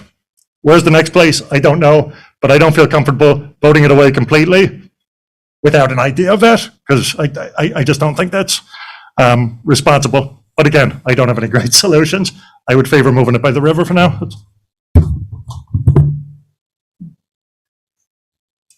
Other thoughts? Lauren, do you want to weigh in? Go ahead, Lauren. Yeah, I like everyone. It's a complex issue and really grateful for the public input and the thoughtful, wrestling everyone's doing about this. I definitely think moving from the current location makes sense. I see Connor's point. Is there a benefit to knowing a congregation spot as opposed to just taking it away and then it's going to, there's less control over it or less opportunity you're creating for a spot that might invite less conflict than some of the alternatives that might just naturally occur. I do still wonder if another way is an option. I don't know if we got any input. It's not an option. Okay. Did you talk to, yeah, go ahead. Yeah. Conversation with Ken, he had emergency and said he wasn't going to be here tonight. I'm sorry I didn't pass that on. But that they're open to having something in this space. They can't afford anything. So it'd be the city would need to take a lead in finding partners to make something happen there. But they're open to it. It again is near the bike shared use path. Yeah. So, yeah. And I think if you put something there, you need to have another place. That's the other thing I think we're hearing. We need to have multi-places. When we put something there, I would want to see something really defined to meet the need and not a shelter we built for something else that's been adapted. Because you need more seating, you need more coverage from rain. I mean, there's just a whole lot of things the current structure doesn't do, I think, for this population. Yeah. I think part of the frustration that all of us are feeling is there's been a lot of good and really thoughtful conversations over the years, but it still feels like we don't have a plan with timelines and clear goals and I think we need to set more strict deadlines for ourselves. Like, we need a public restroom and it has to get done by, let's pick a timeline to make it happen. I think thinking about interim steps, working towards the warming shelter and, a bigger amenity, but then is there a interim shelter that we could build this summer, that we could make it a community event to come, build something that is more for this purpose as opposed to Girton Park that's being repurposed and doesn't quite meet the needs. So to me, I'd like to see a longer term, goal more clearly on paper than we have right now. And I know that there's, tons of work, the homelessness task force, and I, am not at all belittling that. I think part of it has been we need to give more clarity on deadlines, a commitment. We put a commitment of funding in the budget, which the community passed. So I think we actually do have funding finally to implement some of this in a way that we haven't in previous years. And so let's map it out. What can we do this summer? And what can we do, over the next year to just make this stuff happen instead of continuing to talk about it, which I understand the frustration of everyone. Why don't we have bathrooms yet? Why don't we have showers yet? That's where I'm at. Great, thank you. Well, it is good to know that another way is open to it. I'm not necessarily psyched about moving it closer to the river in that space behind the parking lot at this point. I would make the suggestion that we, in general, it sounds like, we should probably have a vote, but it sounds like, yeah. Do you want to make a motion? Yeah, go ahead. We, for the time being, we remove it from where it is and put it into storage. Okay, is there a second? Okay, there's a motion and a second. Discussion about that. I would just say if we do that, I really do like Lauren's idea of saying, all right, well, but what are we doing? And let's come up with some deadlines and plans. And I kind of wonder, Connor, you're on the homelessness task force, yes. So would it be reasonable to ask the homelessness task force to come up with we think we can have a plan for a warming shelter by sometime, or a plan for restaurant. We're kind of waiting to see if there's going to be state funding, but we should know that soon. And then once we know that, then we can probably move forward with or without, with that knowledge, right? What do you think about any of that? I think it's reasonable to ask. It's, again, like any of our committees, a group of volunteers or people who are very busy with their day jobs providing these services, it's extremely limited capacity every 2 weeks to tackle an issue like this. Yeah. So to the extent that maybe it's a more robust conversation with first responders at the table with us, I think it needs to be a fuller conversation than just a homelessness task force. Okay. do you have any thoughts on this, Bill? If not, that's okay, but. I agree, and I attended the first meeting today that I've been to, and I think it would be a lot to ask the committee, other than maybe to have them identify some key locations and then, report them to the council and get your sign on to move forward, but, and we can also take it to our staff and see what we think, much like we did with the locker proposal and just said, hey, we need to come up with lockers, let's figure out a place. So, this is clearly a serious issue and all these things need to be moved, so if we can do it. Okay. I mean, I also appreciate what, I think it was Donna, I think it was, or maybe it was Carrie, I forget, I'm sorry. Someone over there was saying that it would be good to have a plan that identifies what's really needed, and then we can build to that plan rather than saying, here's a structure, let's make it fit somehow. So, yeah, anyway, any further discussion on this motion? Okay, all right, all in favor, please say aye. Aye. And opposed? Okay, what's that? Okay. All right. That's okay. That's all right. Okay, yes, Donna.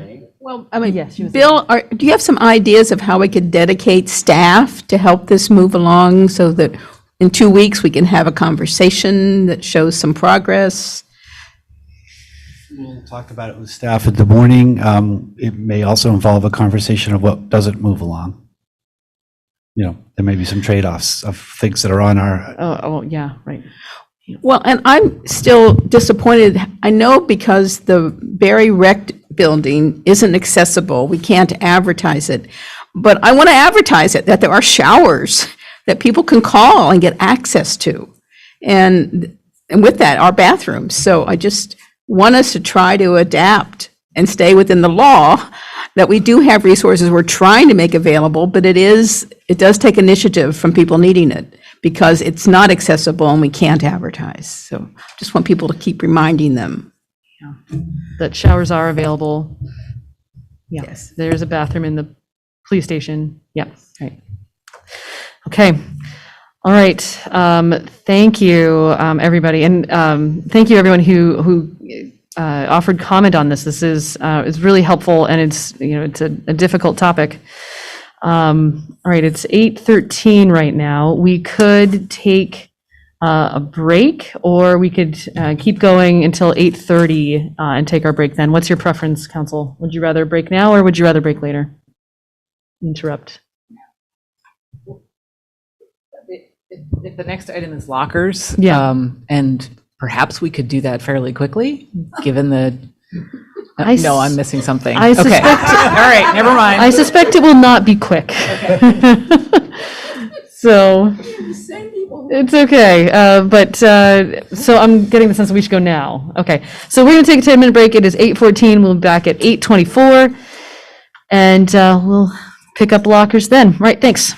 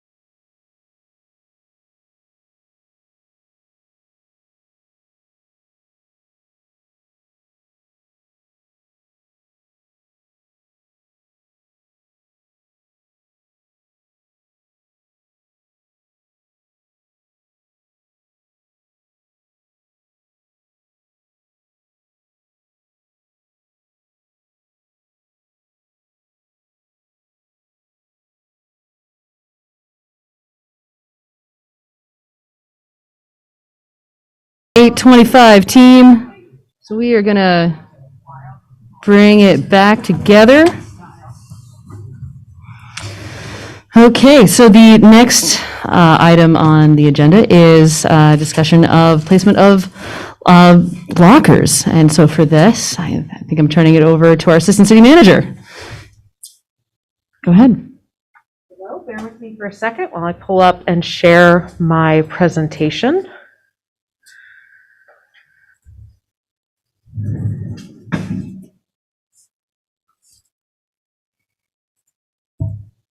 I'm gonna move. All right. Council, hi, thank you for letting me present to you today. I'm Cameron Niedermeyer, I'm the Assistant City Manager, and I already noticed that I have forgotten to update the date on this presentation, so I apologize for that. But what I'd like to do is sort of walk us through the history of the locker proposal and why it's coming back to council today. So, since 2019, this has been a topic of conversation in our community. The Homelessness Task Force and other members of our community, those who have been experiencing homelessness, have been advocating for publicly accessible lockers in our community. In general, the idea would be that lockers would allow those who have been living without shelter a place to store their belongings, a secure place to store their valuables so they wouldn't have to risk them being stolen when they are out in public. So this has been proposed to council before, which I think was some of the joke earlier, Councilmember Brown. So it did come, and I think it was 2020 when it came to council beforehand. We were asked to take a more holistic look at the issue. So what we've done since then is city staff, based on the priorities that y'all have set out in your strategic plan, wanted to focus on some short-term projects that could assist those experiencing homelessness. And we wanted to readdress the locker issue to see if we could help solve some of the issues that were brought up in the first round when this came to council. So we discussed many location options. We worked through policies altogether that could assist in keeping the locker safe and secure for all. So we took a couple of different locations under consideration. The one that had the most support internally was behind the rec center for a few reasons. It's out of the floodplain. It's visible from multiple angles. However, it is private enough for dignity concerns from those who are experiencing homelessness. It is well lit. There is quite a few street lights around that area, and I'll get to it for a second, but the DRC did review this and they asked for additional motion sensor lighting to be installed if this does go here, which we would do. It is close to downtown and is accessible, and no other construction would be needed to support this location. We discussed some other options, and so I wanted to sort of run through our thought process about each of them, because I've heard these locations brought up as possible alternative locations for the lockers. We discussed putting them behind City Hall. However, most of the City Hall is in the floodplain, which makes placing the lockers difficult. The back of the building is inaccessible for the lockers because due to fire codes, they can't go underneath the steps that we have in the back of our building here. And the other side of the building has an ADA ramp, and we can't block access to that. So the sides of the buildings were also taken under consideration. There are some ADA concerns there. It's in the floodplain, and the other side of the building that we could put this on that has ADA accessibility has the teen center there. We also talked about putting it in the Blanchard lot. There was a few things that made this unappealing to staff, including that it would remove parking spaces. It is out of the floodplain, however, it is where we store snow for the downtown. To locate lockers in this location would also require built infrastructure to support them, and that is not something we have budgeted for. So I'm going to move away from talking about locations now and talk about the policy. I am going to just immediately contradict myself and say I did bring the location to the DRC and received approval from them for the location behind the rec center. so that if you are interested in moving that forward, it could be done pretty much immediately after this meeting because the permits have been approved. So when it comes to policy, this is also something that council asked a more thorough review be done on. So we've really revamped how the policy would go. In general, all of the lockers would be locked at all times with numbered city-provided locks. Residents or community members who would like to use a locker would need to sign up through the city manager's office and then would receive a key to unlock one of those already locked lockers. So there's a use policy that I included in the packet that would include sort of the use policy. Basically, it would outline that lockers are a limited use asset. They would be used up for 3 months before requiring renewal. We've covered sort of how we would handle abandoned items. We would not throw them away unless they were perishable. If a locker was considered abandoned, we would hold on to those items to try to connect them to their owner for a certain amount of time before we would either donate or dispose of those. We would ask folks to not store perishables, food waste, alcohol, drugs, or any illegal items in those lockers, and understand and have those who are using the lockers understand that they could be subject to being searched if there is cause. We asked the Homelessness Task Force to give feedback on this policy and plan, and they noted that the policy as outlined was straightforward and reasonable, and did mention that there could be issues of people losing keys, and we wanted to make sure that we have extras and extra copies on our end, which would not be a problem. So that's really the long and the short of it. So I'll exit sort of the screen so that we can have a conversation.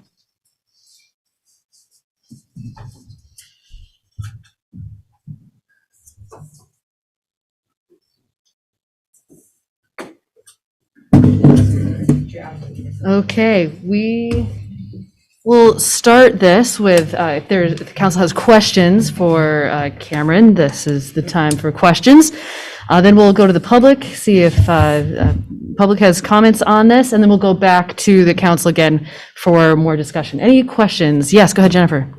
How big are the lockers, or could they be, and are they? The ones that we have looked at are, dimensions for each are 36 inches wide and 18 inches deep and 72 inches high. And there would be 12 of them total. Okay, because generally people have. We tried to source larger ones, like the large half lockers, Right. so that like sleeping bags and things could fit in them because that would be the purpose of them. Okay, cool, like tents and. Mm-hmm.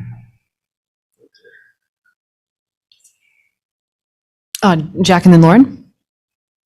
Thanks, Cameron.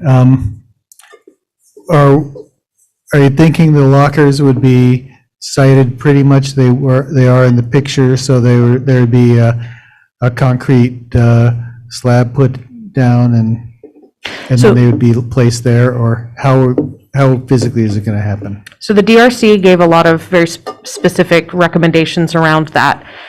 They asked that there would be no feet on them so that we would account for ice heaves by connecting them to the wall, basically by putting a piece of 2x4 or something in between them and the wall and then connecting them into the wall, but not the brick, the mortar in between. So we're not damaging any brick, but we are connecting them to the wall very sturdily so that they wouldn't be affected by ice heaves or snow.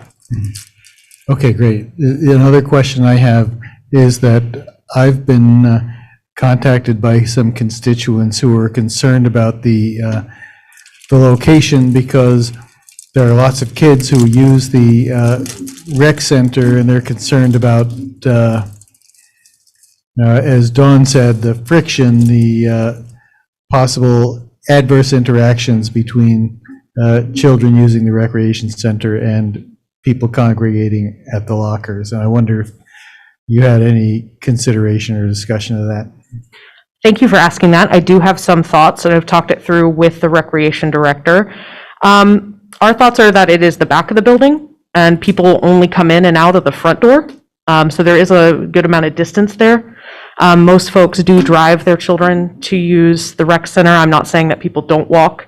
I'm not trying to say that they don't, but This is not only, if you look at the rec center, the main path that connects the bike path to Berry Street goes along the other side of the building. There's a divide there. So I think we also have to try to think in mind that it's a pilot, and that if it doesn't work, we could take it down, right?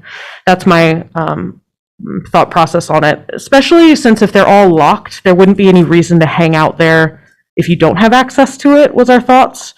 Right now, it is a pilot. There'd be 12 people who have access to the lockers in any real way with a lock to unlock, and we know their names and who they are.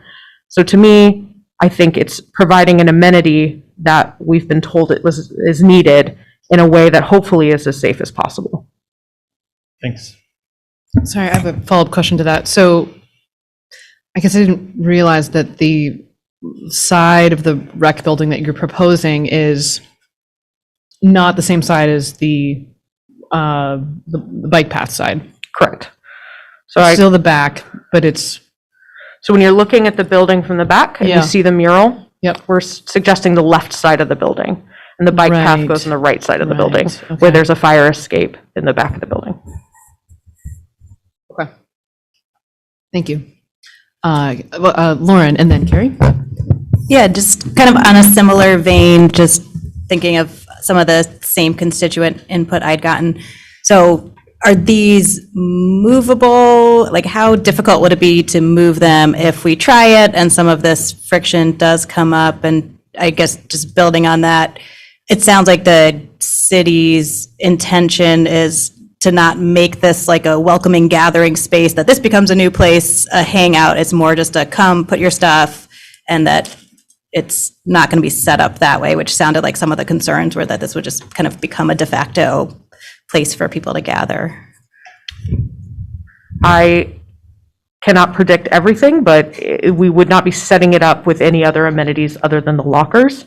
The lockers themselves are, they come in a unit. I was very prepared to pitch paying for them to be shipped, set up, so we didn't have to do that. So I think it would be very easy if it didn't work in this location to remove them and try again somewhere else. Carrie, go ahead. Yeah, so I appreciate the idea of it being a pilot and trying it out and seeing how it goes, and I'm reassured to hear that it should be straightforward to move them if necessary. So I have a couple of questions. If you have more than 12 people who show up on day one and want them, do you have some kind of thoughts about how to allocate them? I do not. I think it would be first come, first serve. And also, I would ask that folks would not have a place that they routinely live, so that they are people who really need a place to store their belongings. Great. And then my second question is about when someone's period, when their 3 months are up, and they don't show up for renewal, and you don't know how to contact them, and they're gone, but they still have a key. Is there a way to rekey the locks so that it's not a security concern for the next person who has the locker? Yes, the lockers are the kind that just have a padlock, so we would just change the padlock. All right.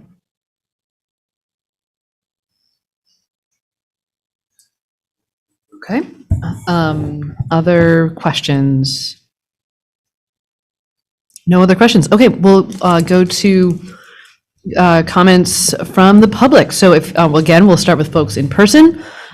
So if you have any thoughts you'd like to share, now is the time. I'll go one. All right, I've been looking over the job with Cameron was gratefully printed off for me a couple weeks ago. Susan, can you pull that microphone down to you? Thank you. Is that better? Can you hear me? I told you that. The Think Dignity program in San Diego, California, and I researched that a little bit. And it really is like a conducive plan to give people that might necessarily just be coming through town, and get stranded here for weeks, somewhere for them to put their belongings. I do not think that, like where you're proposing for it to go, is going to be any way, shape, or form going to be a congregational spot. I really don't, because most of the people that you would be worried about are already camped out and don't care. They're not going to be the ones that are locking up their stuff. Just saying. So I think it's a great thing to do. My own self personally, just being in town and coming to work, working another, we have lockers in another way and we have them open all the time. And there's people that don't use them and they're readily available. So I think it's a good thing, but if anybody has, look into that Think Dignity program where this is coming out of, which Cameron printed up for me. Look at it because it's a good program. And just, anyway, just do something. Thank you. Yes, Donna. So, and you, others can tell me, is it big enough for people who really want to keep things? Is it just going to serve for a few people? You can't store an apartment in there, but you can store like deodorant and toothbrushes and a sleeping bag. So it's big enough. Is that? Yes. I mean, They're 6 feet tall, 3 feet wide, and 1.5 feet deep. So it's That's pretty big. Yeah. That's big. It's a lot of space. It's not a high school locker. It's like your gym locker, and if you were in sports, yeah. I do have another follow-up question about that. So Another Way also has lockers? Yes, ma'am. Okay. They do. They're not publicly readily available. You have to go through Another Way and go speak with Ken and get it approved. Yeah. Okay. Thank you. Yep. Other comments?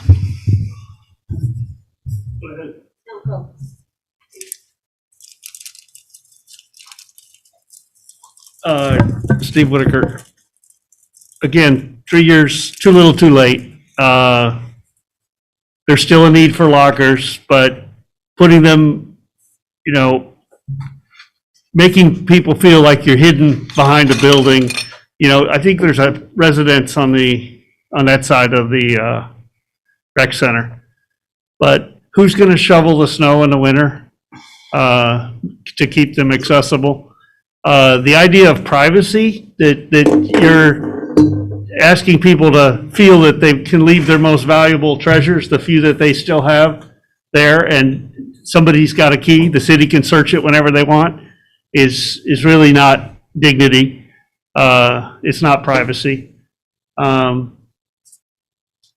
Lost keys, I guess, lost keys are lost locks, because you can't risk having keys found and somebody's stuff disappearing. The liability, I just see it, I think it's a half-baked proposal. Bad location. I'm sure people are gonna drag the chairs from the Pocket Park over there and make that their next hangout. You just yank the Pocket Park out from under them. So, you can smirk and pretend like you've done something. Anyone else in person? Go ahead.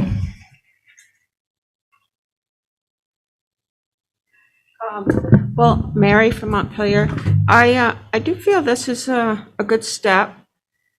I think 6 feet by 36 inches by 18 deep is huge. It's very big. 6 feet tall, 3 feet wide. That's big. You could camp in there. You really could camp in there. But anyways, yeah, I think it's a good first step. I would question about, did you say the city will have a key too? Yes. Yeah. I'm not sure about that either, how people will feel, but this is something. I'd love to see more lockers, and I like the kind that are about 2.5 by 2.5 square. And I'd like to see them in the transit center, like 10 of them at least, maybe 15. I want people to travel, visit, shop. So I would go for that, but at least it's something. I do feel some people are going to be a little worried about that the city has a key. I think people might be concerned about it, but I think it's a step. Thank you. Thank you. Oh, okay, carry on. Anyone else? Okay, all right, and I gotta get back to my Zoom here. Oh, no, didn't. I somehow got kicked out of the Zoom. So I'm going to rejoin that, but in the meanwhile, does anyone, oh wait. There's Dawn Little and Vicky Ann Lane. Okay, Dawn Little, go ahead. Thank you. As far as the size sounds adequate, although I'm concerned about the depth, in that some people have either backpacks or knapsacks that are stuffed full, and I just, is that sufficient depth to accommodate something like that? I was a little concerned about the security at night, but I think a major purpose for this is for people to put their belongings down so that they can go to the bathroom or go to a store, get their lunch, whatever. So that may not be a concern. As far as liability for contents, I would think that having people sign a waiver would be adequate protection. As far as the city having a key, in theory, I understand that may be a privacy issue. Personally, I suspect that city officials have enough other things to do that they're not going to be gratuitously, rummaging through people's stuff. So I wouldn't really worry about that on a practical level. I will say that as far as I know, Another Way has not had any issues with having lockers there. I also don't think that people are going to migrate to the back of the rec center to hang out next to their lockers. I think that when you take away Girton Park, that you may have an increase of people going back to the benches on Stonecutters Way. So yes, lockers or no, there may be more people in the area near the rec center. Whether that's, and again, as Cameron said, the back of the rec center probably not as heavily trafficked by children using the facilities. That's really it. I mean, there are a couple reasons for lockers. One is to store your possessions on a semi-permanent basis, and the other one is just to be able to put them down so that you can go use the bathroom in the store without taking your backpack with you or having to carry things that are heavy when you're also trying to carry a soup kitchen lunch. But this seems like it would certainly be adequate for that purpose. Thank you very much. Thank you. Vicky Ann Lane, go ahead. They sound relatively large. Is there an ability for people that may not have much stuff to share?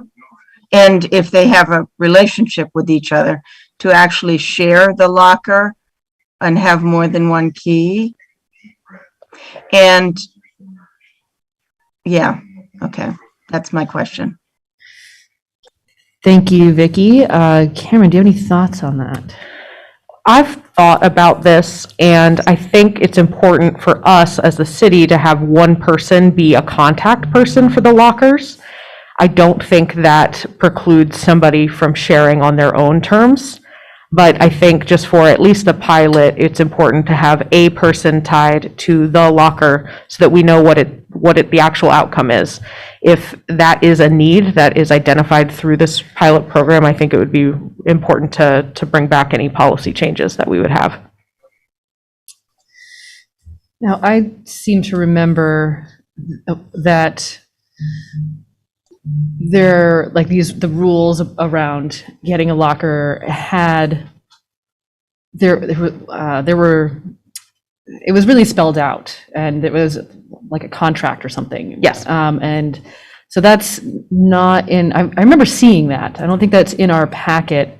This should have been, and if it wasn't attached, it was the last time we gave the presentation last week, so I apologize if that was overlooked. No, that's okay. I remember looking through that and thinking like this, because back in 2020 when it came up, and I was like, what's the policy about if you leave, rotting food? As like, these are things that happen at the high school, and we have to be able to go into them and say, okay, well, we're going to take out that rotting milk or whatever it is. So I'm really grateful that you came up with a policy, but the idea is that whoever is taking one of these lockers would have to sign a waiver contract. Okay, that says they will follow the guidelines that are put forth for use. Yeah. Okay.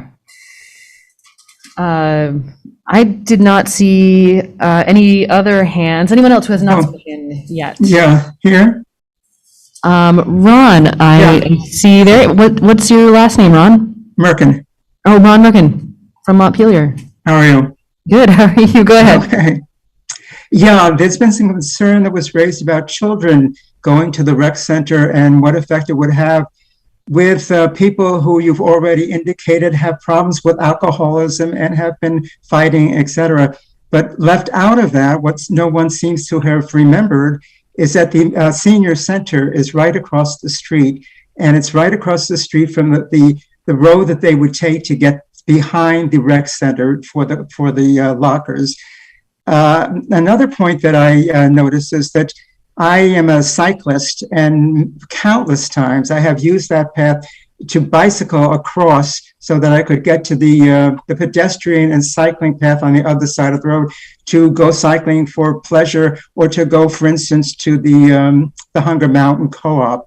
So that I think, from what I see, I'm living right across the street now, and every time, or very often, when I look across the street across the window, as spring comes, I see lots of cyclists going that way. So that children, as far as I can see, would not be the only problem that might cause at least some discomfort. I also imagine from something that somebody said, I agree, that I can certainly imagine that eventually people would not be only using that as for lockers, that they would be using it for the same reason they're using the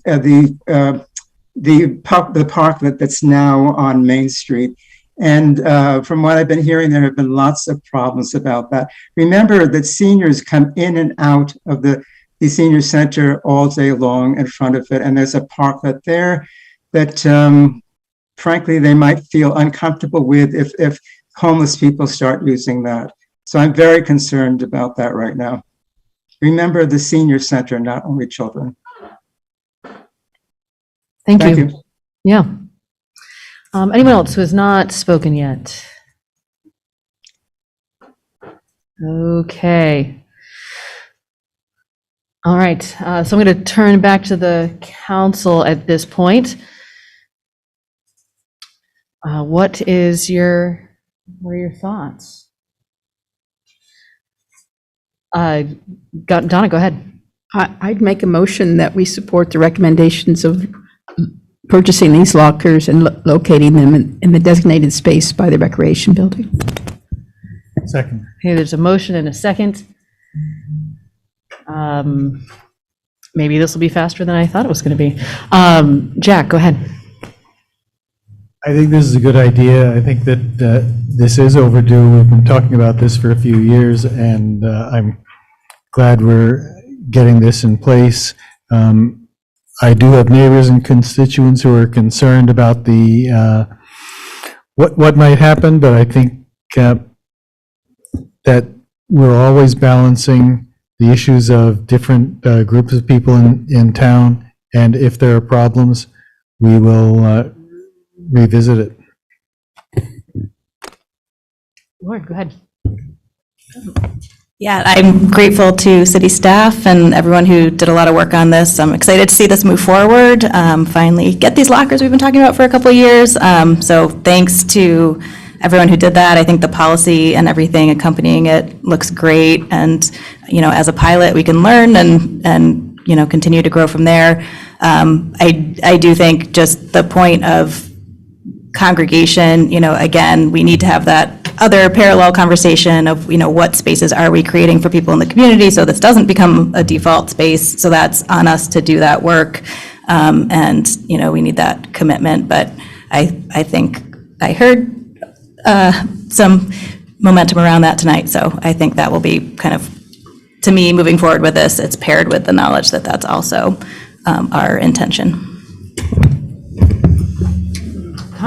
I agree with everything Lauren said. Thanks for the thoughtful work on this. I would just add, since we have residences on either side of the building, if we haven't done already, maybe some proactive outreach there, just to keep everybody in the loop. Your thoughts? Okay, so I will say that I had some concerns about this location, and I was very curious about the possibility of putting it at the top of the Blanchard lot. It's good to know that there was, that's a place where we store snow. part of me does still wonder, like, do we have to use all of that space to store snow? Could, could we not do both at the top there? But, I mean, to be fair, it is, I guess, what I'm thankful to have heard tonight too is that it's a pilot, right? Like we're going to try it out and see if it works. And I also not realized that it was on the opposite side from the bike path, which I think is helpful. But I'm glad that we'll be adding lights to that side. But I would also just add that the side with the bike path is very dark. And as somebody who cycles a lot, especially at night even, I would love to see us put in lights on that side. That would be really helpful because that's a really scary stretch. It feels really close, and you just kind of say, I'm committed to biking through here, whether there's lights or not. But it is scary, so I'd like to just put that on people's radar. If we're ordering lights, let's put them all the way around. Thank you. Yeah. Anyway. Righto. Any other thoughts? Okay. All right. So there's been a motion and a second. Any further discussion? Okay. All in favor, please say aye. Aye. Aye. And opposed? Okay. Thank you very much. We will very much come back to you once this is set up and with a check-in as soon as that gets going. Thank you. Okay. Thank you. All right, so now we are up to the Police Review Committee's recommendations around public drinking and officer recruitment standards, and I know we have some presentations. So I'm going to, at first here, turn things over to the chief. Go ahead. Good afternoon. Good evening again, Madam Mayor, members of the City Council, City Manager, Assistant City Manager, and the public at large. Brian Pete with the Montpelier Police Department, and I'm going to go over two of the items that were put in regarding the from the Police Review Committee report. Oops, no, this is the wrong one.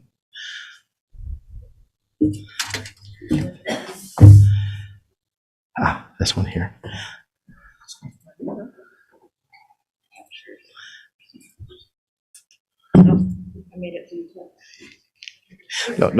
No, trust me, I'm not that computer literate anymore.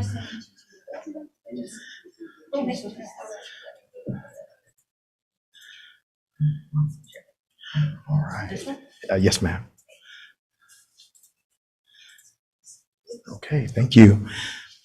Before I begin, so on this particular segment, it's going to be regarding public drinking, but I think that it's extraordinarily important for me to pretty much voice the honest appreciation that the Montpelier Police Department has had for those who had volunteered their time and the hard work, the true hard work that they put into a really good product that is helping us in developing our strategic goals, and it's helping us to be more in tune with what it is that the community we serve wants from us.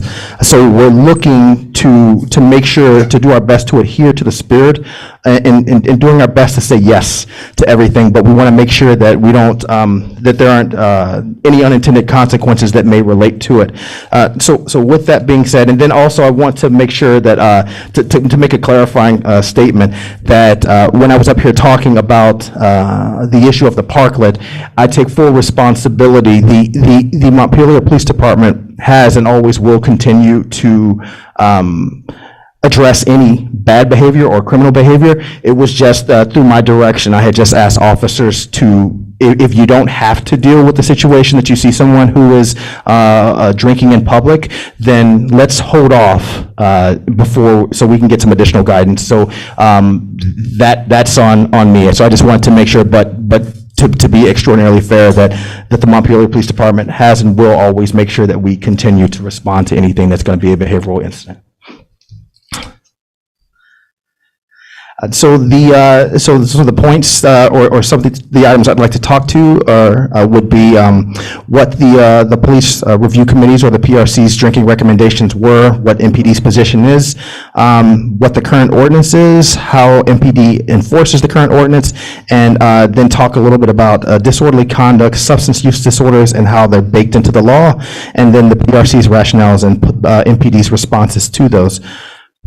So foremost, if I can bring that down a little bit more. The Montpelier Police Department has long modeled the PRC's values of prioritizing involvement when responding to acts related to criminal behavior for safety-related concerns.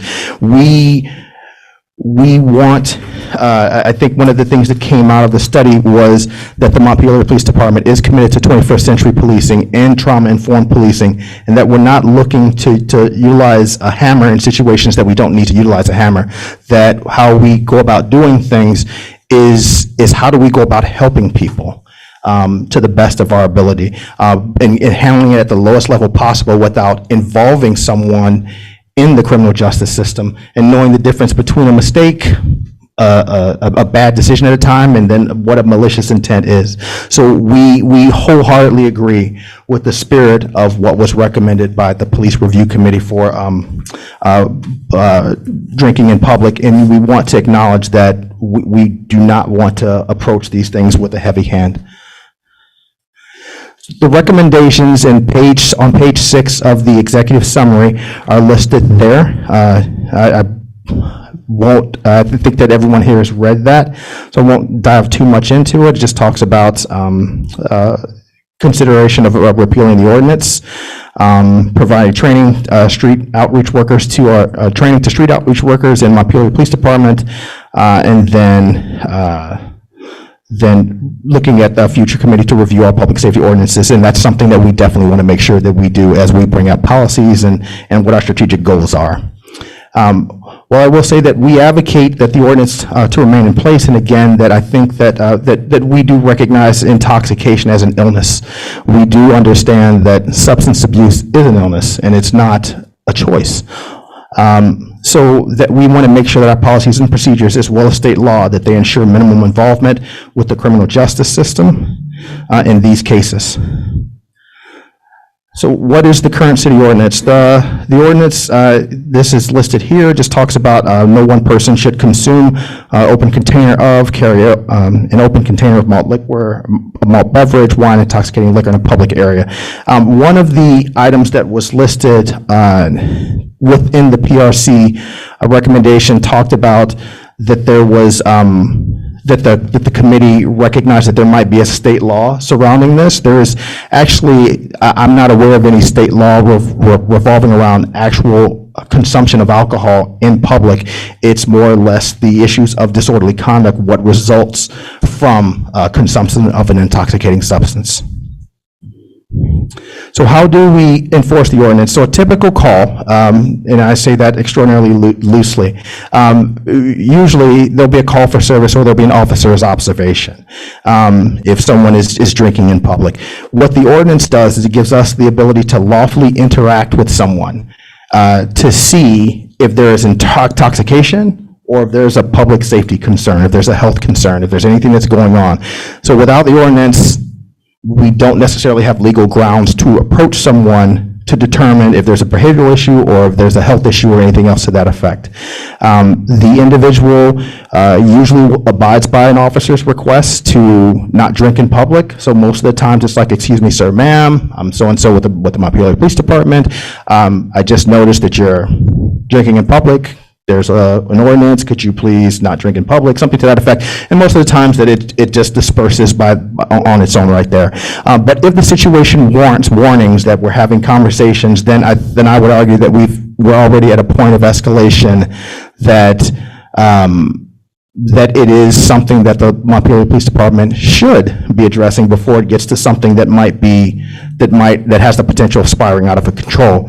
So, and again, in these cases, we would issue warnings, again, ask, and then look at citations, or if possible, if the situation escalates, because we're going to do our best to de-escalate the situation, but it takes two, and if the other party is escalating the situation, then there are other concerns that we have to look at. So we would, at this point, reach out to the person's support network, family members. Is there somebody that can give you a ride? Is there some way that we can get you where you need to go? And then look at service organizations, again, reaching out to Good Sam.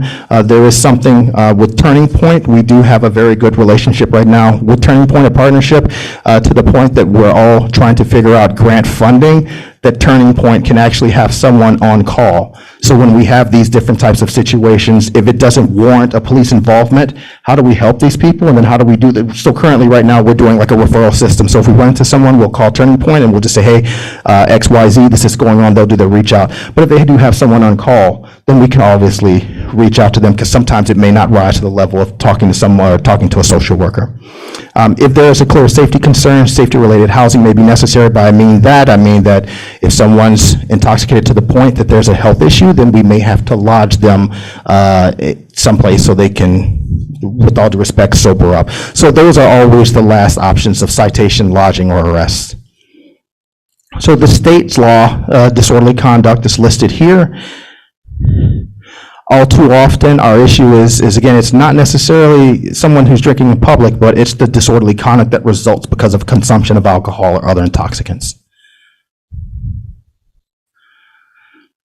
So what the state law actually says about intoxication is that the state of Vermont recognizes that alcoholism and alcohol abuse are perceived as health and social problems. So ergo, this is baked into the system again, that alcoholics, the language is a little dated, and alcohol abusers should no longer be subjected to criminal prosecution solely because of their consumption of alcoholic beverages. In other words, it's not the consumption, it's the behavior that may result of it. And that's, again, that's something that's baked into the system. So with all due respect, even if an officer wanted to be malicious and try to arrest someone for drinking in public, the law will not allow that to happen. So again, this is defined as a health-related social problem, and we recognize this, and of course, this is what I believe is in the spirit of what the Police Review Committee wants to do, is to make sure, by right, because the police have a lot of powers, and it needs to be checked, and we need to make sure that we hold ourselves accountable to it. So we want to make sure that we meet the spirit and that our culture enforces the spirit of what those recommendations are.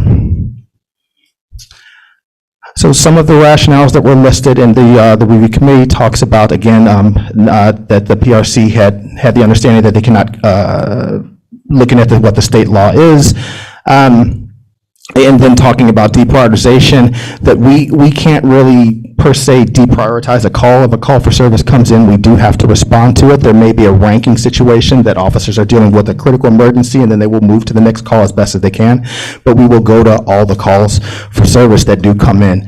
And again, arrests, citations, those things are of last resort. But what, again, our concern is looking at the behavior. And as I mentioned before, that we already do make references to Good Sam, and we're working with Turning Point. And looking at what the criminal conduct, we have long operated this way with what the spirit is, but we also want to take caution that the Community Justice Center, as well as Good Sam, even though they may get involved into a certain situation, there's a process there, and it takes two, again, to reciprocate. So if the services are going out to the individuals, it's not going to be an automatic that the situation is resolved and everything is good because the social worker or the CJC is involved, or Turning Point or Good Sam. So this rationale that comes from the PRC regarding evidence with the ordinance and how it improves public safety, that I would say that all laws were designed, I think, were written in a good faith, the majority of them, regarding trying to keep public safety in mind, and they have all at one point or another been broken. So it's our position regarding this is just that we need the tools to lawfully engage in someone before a behavior has the potential to escalate. And then the final one talks about that it was opined that the ordinance disproportionately affects the unhoused individuals with mental health problems. It's our position that not everyone who is homeless has a substance abuse issue, nor not everyone who is mentally has a mental health impairment is susceptible to substance abuse issues as well. There's scores of people, different categories of folks who are who drink alcohol or intoxicants for all different reasons. And for us, the takeaway is that again, there's a de-escalation process, and so as the officers or staff is working to try to de-escalate a situation, that it's at that point, if we're doing our jobs correctly, then it's incumbent upon the individual that we're interacting with to also meet us at the same level. So we'll never come in at a level 10 when we only need to be at a level 1. And we want to make sure that we give the council our assurances on that and that we hold ourselves accountable to that. So the Montpelier Police Department and the PRC did not, I want to make sure this is clear, that the PRC did not imply that we do. But I'm just putting it here that to give that acknowledgement that your police department does not purposely or does not target homeless populations. We want to, again, make sure we just have the ability to proactively address any types of behavioral issues before they have the potential of spiraling out of control. And we do that in a trauma-informed way and understanding what substance abuse related illnesses are. And with that, I can leave it here or then continue to move forward with the other topic. That's a good question. I feel like we should pause here and discuss this one. Yes, ma'am. Right. So questions for the chief? Lauren, go ahead. I'm just wondering, Justin Dreschler from the Police Review Committee, Alyssa, the chair, was unavailable. I believe he was hoping to speak to, just kind of explain a little more context on the PRC's kind of discussions and rationale and why we had put this in the report. Excellent. I know I saw Justin on earlier. Justin, he's got his hand up. Okay, yes, go ahead. Thank you, sorry about that. Hey, everybody. For the record, Justin Dreschler from the Police Review Committee. Hey, Chief. Thank you for the presentation. So I talked to Alyssa about this a bit, and we just have a few responses. I guess having heard the Chief's full rationale, my first response is I'm not sure that you actually need the public drinking ordinance to approach individuals to begin with. I mean, any citizen, any consensual citizen police encounter that's not a seizure is fine. And so the police can't walk up to someone and say, hey, you can't go anywhere, but they can walk up to someone and say, hey. They can't walk up to someone and say, hey, and then corner him or her and not let them move. And there are no bright line rules necessarily in these cases, but I don't see any reason why they would necessarily need the public drinking ordinance to approach people. Also, having said that, what is most troubling about this rationale is that it's essentially stating out loud that this ordinance is just a pretext to increase the number of police-citizen interactions, which is by definition a bad thing. Like, we don't want to give police the opportunity to engage in pretextual behavior. I'm not saying that the MPD would engage in pretextual behavior, but I'm saying that that's essentially what they're asking for. They're asking to have this ability to go up and chat with someone who they think might commit a future crime. From our perspective on the Police Review Committee was always that the police have plenty of tools in their bag to deal with criminal behavior. And that the public drinking ordinance was, number one, it was completely unnecessary because it wasn't even being enforced. In 2020 had 12 public drinking ordinance citations, as the chief said. The courts have all dismissed them. Washington County State's Attorney's Office has absolutely no interest in prosecuting these things. So if we're not going to prosecute them, we're not going to cite them, and it only exists as a reason to approach people, like that should give everybody a lot of pause. It should give everyone a lot of concern, even if you have a great deal of faith, as the police review committee does, in our police department, because this police department is not going to be the same police department forever. It's not the way that it works. Also, I have real concerns about this just being disproportionately used against the Garrett Park residents, frankly. And I know that may no longer be an issue. Such residents may no longer exist after tonight. But the fact is, we didn't hear these concerns, or we heard some of them at the time that we were making these decisions in the committee, but there was not a ton of pushback. And then the MPD was neutral, and now they're against it. And the only difference that I see is that people over in Garrett Park are causing trouble. And so the police want to be able to engage with them a little more. And I get that, and I get the tension.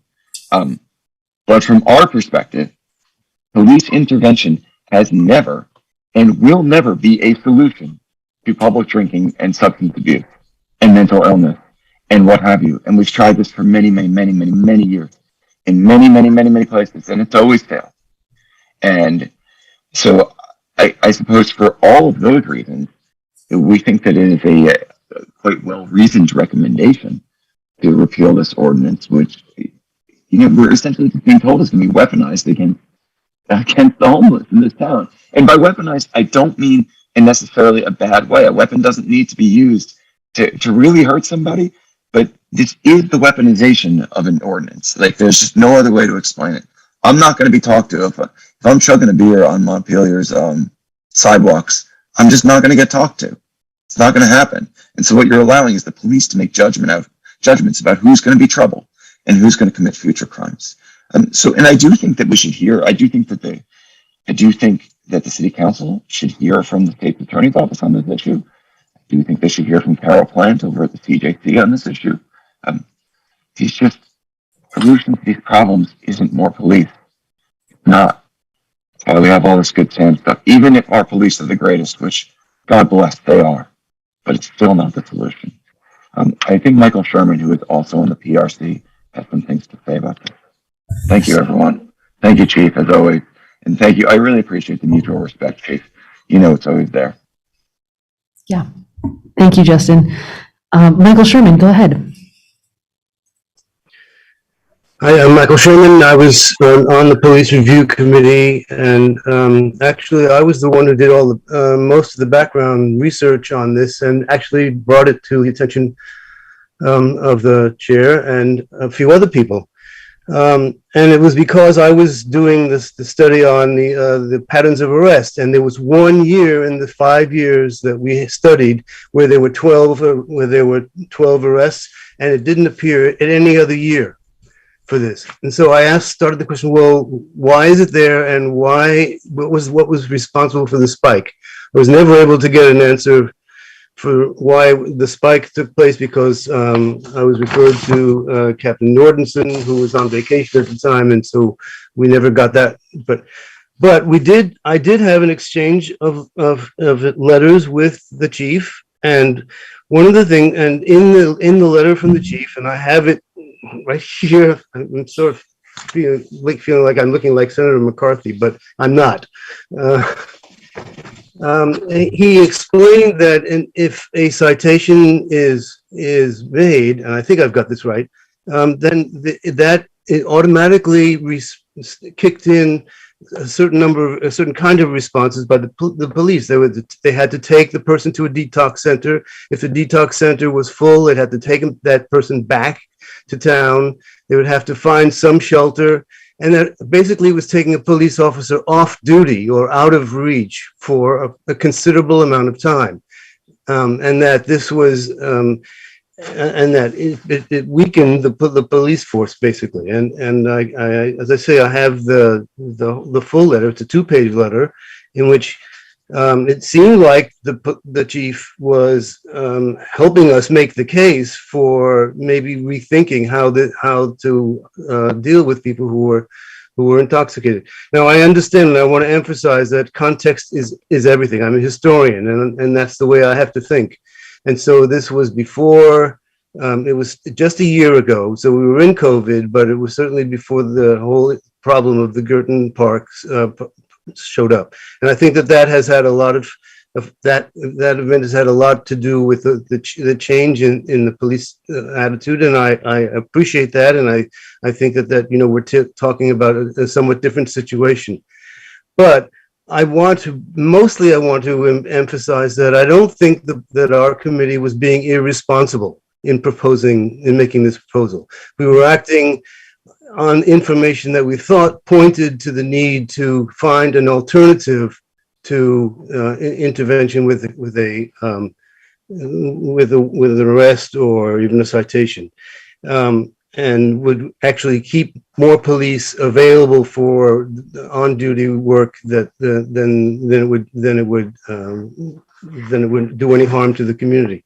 So I don't want to get into a fight with the chief about this. I don't think it's necessary, and I'm not meaning to contradict him or say that he contradicted us. But I think it was either a lack of communication or failed communication in some ways, which led us to the conclusion that maybe the ordinance itself was not doing what it was supposed to do. All right, thank you. And actually, so Lauren and Jack, you were both on. Oh, here. Bill, I think you gotta mute yourself or something. Oh. There you go. Yeah. I just want to offer a couple of comments too. I think it is correct that when the first police, wait a minute. You're good. I'm talking through that. Gotcha. Yeah. During the first report from the police department, the official staff report was, this is a policy decision for the council. And I think it is a policy decision for the council. And so now it's before you, and we're sort of offering our thoughts on this. I don't think we meant to sort of give one message to the police review committee, another message here. So, and we've had more time to think about it. I'm not sure that Girton Park is the only issue though. And I don't think that the police department will engage in any more or less citations because of this. From my perspective, and I think this is thinking of it more from a community, or I guess I'd ask you to think about this from a community perspective more so than just the police review committee, which is, one of the things our ordinances do is set the standards for our communities and what is and isn't acceptable behavior. And, I think there was a lot of justifiable concern about needy people that may be drinking in public. And, my first thought was, yeah, great. Once we take this off, a bunch of, college kids are going to be sitting on the benches downtown and saying, hey, this is okay. This is legal now. This is fine in this community. And one of the reasons, well, there may be many reasons why we don't do this, but part of it is we know it's not right. It's just not something that's allowed. It's not a community standard. And so I think as we seek to parse the very fine issues around marginalized people, and they are real, and we have to be conscious of that, we also have to think about the standards we're setting for the entire community. So, I'll be honest, I urged that we take the position in opposition to this. The chief didn't, so I don't want him to fall on that sword. There we are. If I may? Yeah. In looking at that, it's in the context, and again, I have to look at it, so I apologize if I misrepresented in that email. In the context I'm looking for, but before I move into it, I think it's great. So have a good spirited debate. I'm by no means upset or anything else like that. These are conversations that have to happen because we have to understand where each other's coming from, and this is how we're going to build trust and legitimacy as a police department. But in looking at that, the reasons why, and in looking at those numbers, again, there is a COVID consideration, but I think that part of the other reasons are that the low numbers of using that ordinance is, I would argue, is a testament to how the officers are handling these situations in the first place, and that they're not overreacting or knee-jerk reacting by sending somebody someplace or writing citations on a consistent basis. And those citations that were dismissed by the courts were not dismissed upon the fault of the Montpelier Police Department or of the officers. They were just dismissed by the court for whatever priority they set in there. And then also in looking at discussions with the state's attorney's office, this is a municipal ordinance. This is handled by an attorney hired by the city. So the Washington State's attorney would not be involved in a simple citation for drinking in public. They would only be involved in situations in which there was a disorderly conduct charge that normally accompanies, is the end result of someone who is consuming too much alcohol or any intoxicant in the other. So I would just also put that also there as well. And those are the only notes that I have at this point. Okay, great. Donna, go ahead. Well, yeah, actually, thank you. Lauren and Jack, I know you were on that committee as well. Do you want to make any comments about this? Yeah. Just, I guess, one area that I think we kept coming back to, and that even hearing the kind of scenarios you were describing, Chief, like it feels like the interactions that are problematic or the times where it becomes problematic is when it is escalating into a situation that you still would have every right to be engaging with someone, because it's only when there is a disorderly conduct or something. Otherwise, there isn't, why would the police be involved if people are just, not having any kind of concern? So I guess I'm still trying to parse out when are you all interacting with people just on the public drinking ordinance in a way that's helpful to the community, that's not a situation that is kind of edging into or at a disorderly conduct or some other criminal where you, of course, are going to be involved and it's a whole different conversation? To answer that, ma'am, I think that I'm going to make the assumption that, in my experiences, that laws of these nature were not designed by the police. They were just enforced by the police, with the assumption that folks who tend to take intoxicants, that will often lead to another behavior. So it's a proactive issue. And then I would also say that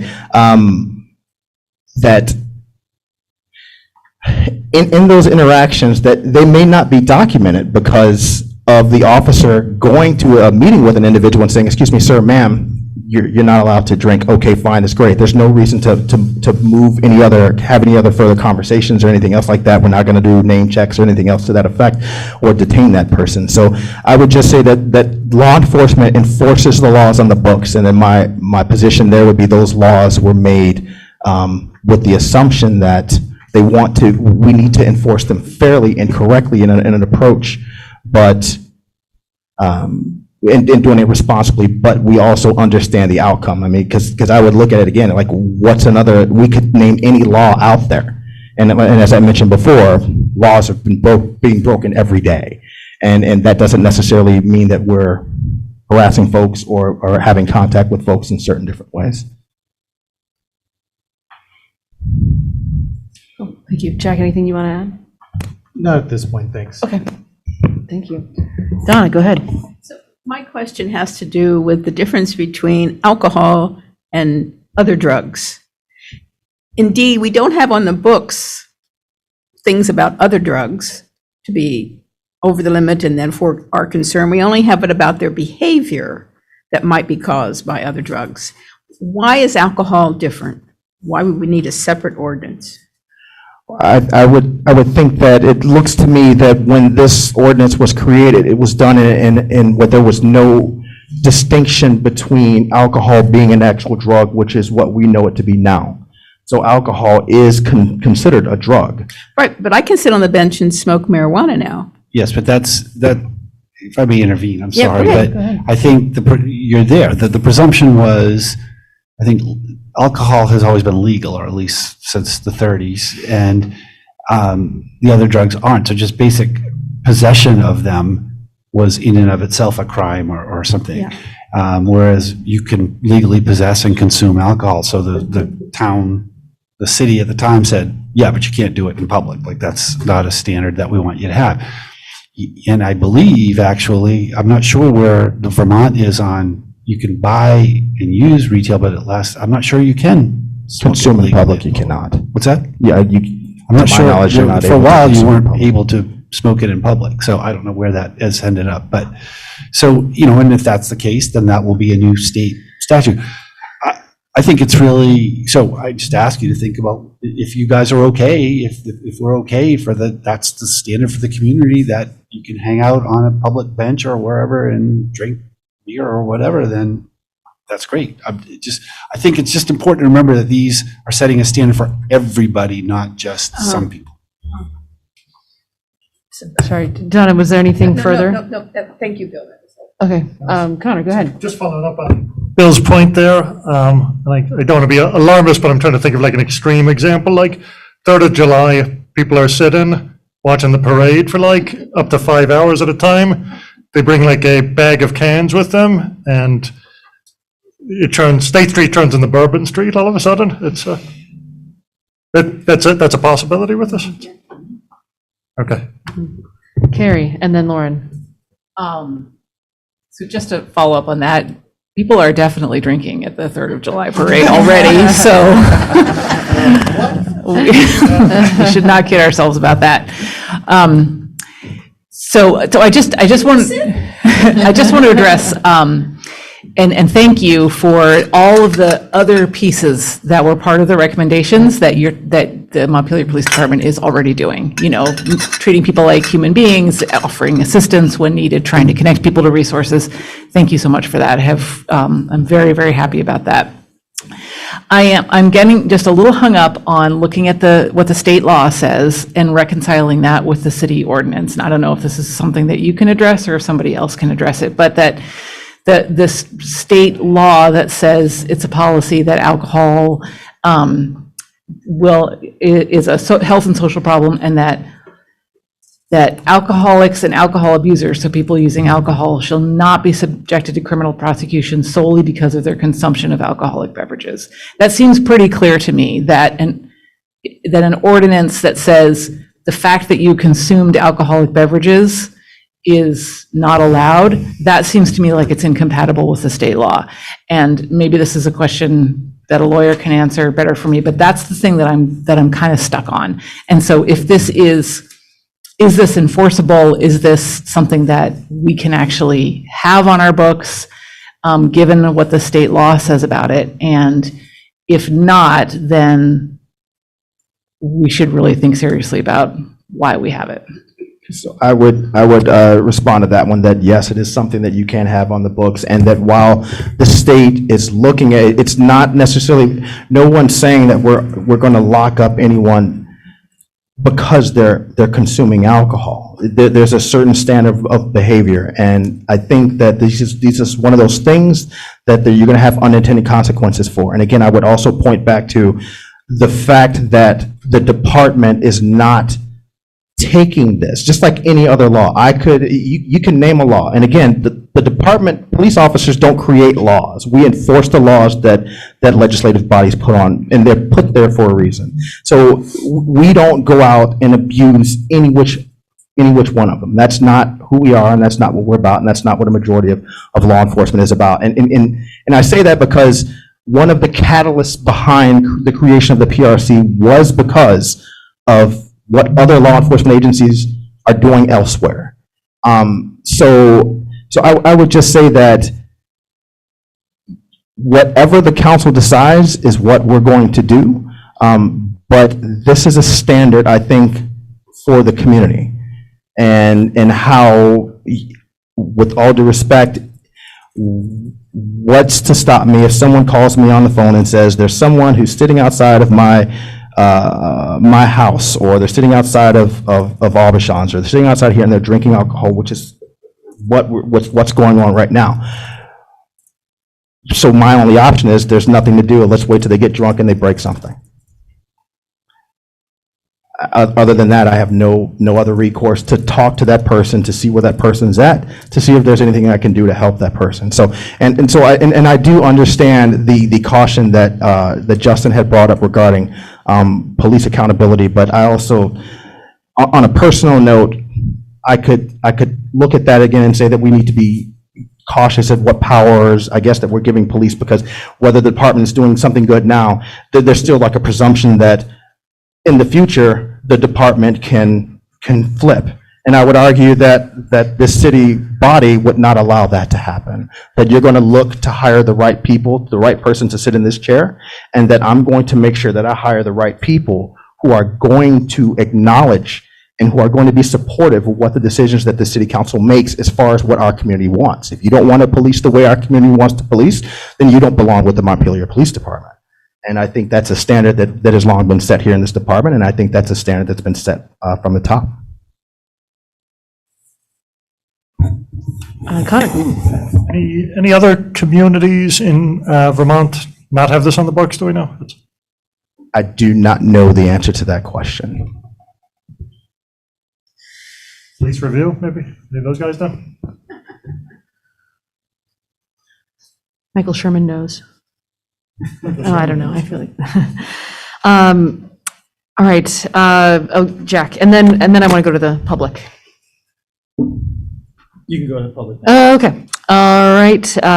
So if you are in person, you get to go first. Go ahead. Steve Whitaker again. Keep in mind that we've been doing for a couple of years now these parklets. All the restaurants are serving alcohol out in public in the streets, and this is kind of like it's not a big you can drink in public as long as you're patronizing a restaurant, but if you're too poor to patronize the restaurant, then we want to have our stick that we can bring down on you. Just think about it. It's pretty absurd. I hear this build trust and legitimacy as a PD. You will acknowledge the mistake, the error of stealing Billy's unopened beers, and until you do, you're not going to hear the end of it. Billy's still in town, and you can make restitution, and you can return his beers, because you have no credibility on this topic, as long as you steal and lie, and your department does as well. We need the tools. I want to appreciate the Police Review Committee comments from Mr. Dreschler that we're setting up this pretext so that we can, harass. I brought to your attention, and you never did anything about it nor even discussed it, the brother who came back into town to grieve his dead brother, who was an AP photographer, and 3 police officers converge on them having a beer up. It wasn't even public property. It was on National Life property. And that kind of harassment is routine around here, So they didn't need any pretext there. They're, they're relying on their open beverage. But, harassing people on private property with 3 officers, stealing the unopened beers. Those are fatty daddies, by the way, the 16 or 20 ounce fatty daddies when you need to make good on your restitution. Trauma-informed way, there's a lot of buzzwords and a lot of doublespeak, but this unequal enforcement is creating trauma in the community. It's to neglect enforcement of the littering and neglect enforcement of the speeding or the diesel trucks, whatever they're called, that, blast through town at high volumes. We don't enforce any of that, but we want to be able to enforce on the poor people for having an open beer. I just think it's further hypocrisy and lack of engagement, and the responsibility lies with the council to clean this up. So I support the police review committees. And again, insist that you get a police oversight commission in place that can actually dig into these things that you've helped sweep under the rug. Okay. Any other comments? Okay. All right. And so we'll go to folks who are with us digitally. Peter Kelman, go ahead. I guess I have a question. I'm not much of a drinker, and I'm not a dope smoker. But in this conversation, I do think you're going to need to think a little bit ahead to dope smoking. But what is the difference between having a beer outside in three penny tap room, having a beer watching a ball game, having a beer sitting in Guertin Park, having a beer sitting on your own doorsteps in a building that is more or less downtown. I don't quite understand Bill's point about community standards. If there's a community standard about drinking beer or wine, whatever, but let's just say drinking beer outside in town, where do you draw the line? Why does this ordinance exist? Who's it going to be enforced against and not against? There was a case in New York City a couple of years ago of a guy who was arrested for drinking a beer on his own stoop. I can't remember how that was resolved, but that's sure to happen. I ask those questions honestly. I think it's something you got to think about and think ahead a little bit, because you're going to have the same problem with smoking dope. Thank you. Oh, yeah, go ahead, and then we'll go to Jack. So there's a major fundamental difference. At parklets, at the ballpark, any place like that, those are licensed establishments that are serving, licensed by the city, by the state liquor commission. They have licensed servers. They're subject to their own liability for over-serving and those sorts of things. So when you're sitting at a parklet, you are actually, within a legally established boundary that has been set by liquor control, and you're not, pouring yourself unlimited beverages. You're being served by supposedly a responsible server. Now, I realize that's a point of debate, but you're in what's considered a controlled environment. The difference between that and, your own stoop, I see that point. I don't know. We don't really have much of that, but that's a fair point. A person sitting by themselves with whatever supply they choose to bring, whether it's beer or whiskey or anything else, and just pounding it till they're silly, is not a controlled environment. It's not liquor license controlled, and it's not. There's not an assumption that there's a responsible party for what's happening. So there's a big difference in that regard. And again, I have my own personal opinion, but I think it's just, I'm trying to make sure the council thinks about all the aspects of this. And you're right, as cannabis comes into play, we're going to have to learn the rules for that too. And if we're okay with it, we're okay with it, and that's fine. But I think we've narrowed this conversation down to, some people. And I think all I'm saying is just remember it would apply to all people and all circumstances. If we say it's okay to drink in public in unregulated places at any time, anywhere, that's what getting rid of this ordinance would be saying. Jack, if you have something you want to follow up with, that's fine, and then we'll go to Justin. Thank you. Yes, I was going to say a lot of the same thing that Bill was saying, including that if you're drinking at the parklet operated by a bar, for one thing, they're not supposed to be serving you if you're intoxicated, and there is some regulation and limit to that. I was on the Police Review Commission, and I supported this proposal. I have some. I'm having second thoughts. I'm not sure where I come down. I think I'm hearing some good points, really on both sides, but I am hearing some good points on the idea of some leaving the police to still have some authority for oversight. And so I'm not 100% sure where I would go with this. As I understand legally where we stand, if we were to vote to support the recommendation of the commission, then our next step would be to put a repeal proposal on a future agenda with public notice, because we repeal and amend ordinances the same way we enact ordinances. Fair enough. Lots of thoughts. I'm still going to go to Justin, and then to the chief, and then to Donna, and then Vicky Lane. Okay. Just very quickly, and I don't know if anybody mentioned this, and I'm sorry if you did, but the ordinance specifically did not apply to Hubbard Park. It's written right into it. So you can sit in Hubbard Park and get cocked all day long right now. Nothing anybody can do about it. And do we see people doing that? And I think the answer is no. And so why do we think that that's going to happen downtown? If there are plenty of places that people can already drink in public in Montpelier at will, why do we think it's all of a sudden going to turn into some hellscape downtown? I think it's a question that we should be asking. That's all I got. Okay, thank you. To the chief and then Donna. So I would pose an existential question.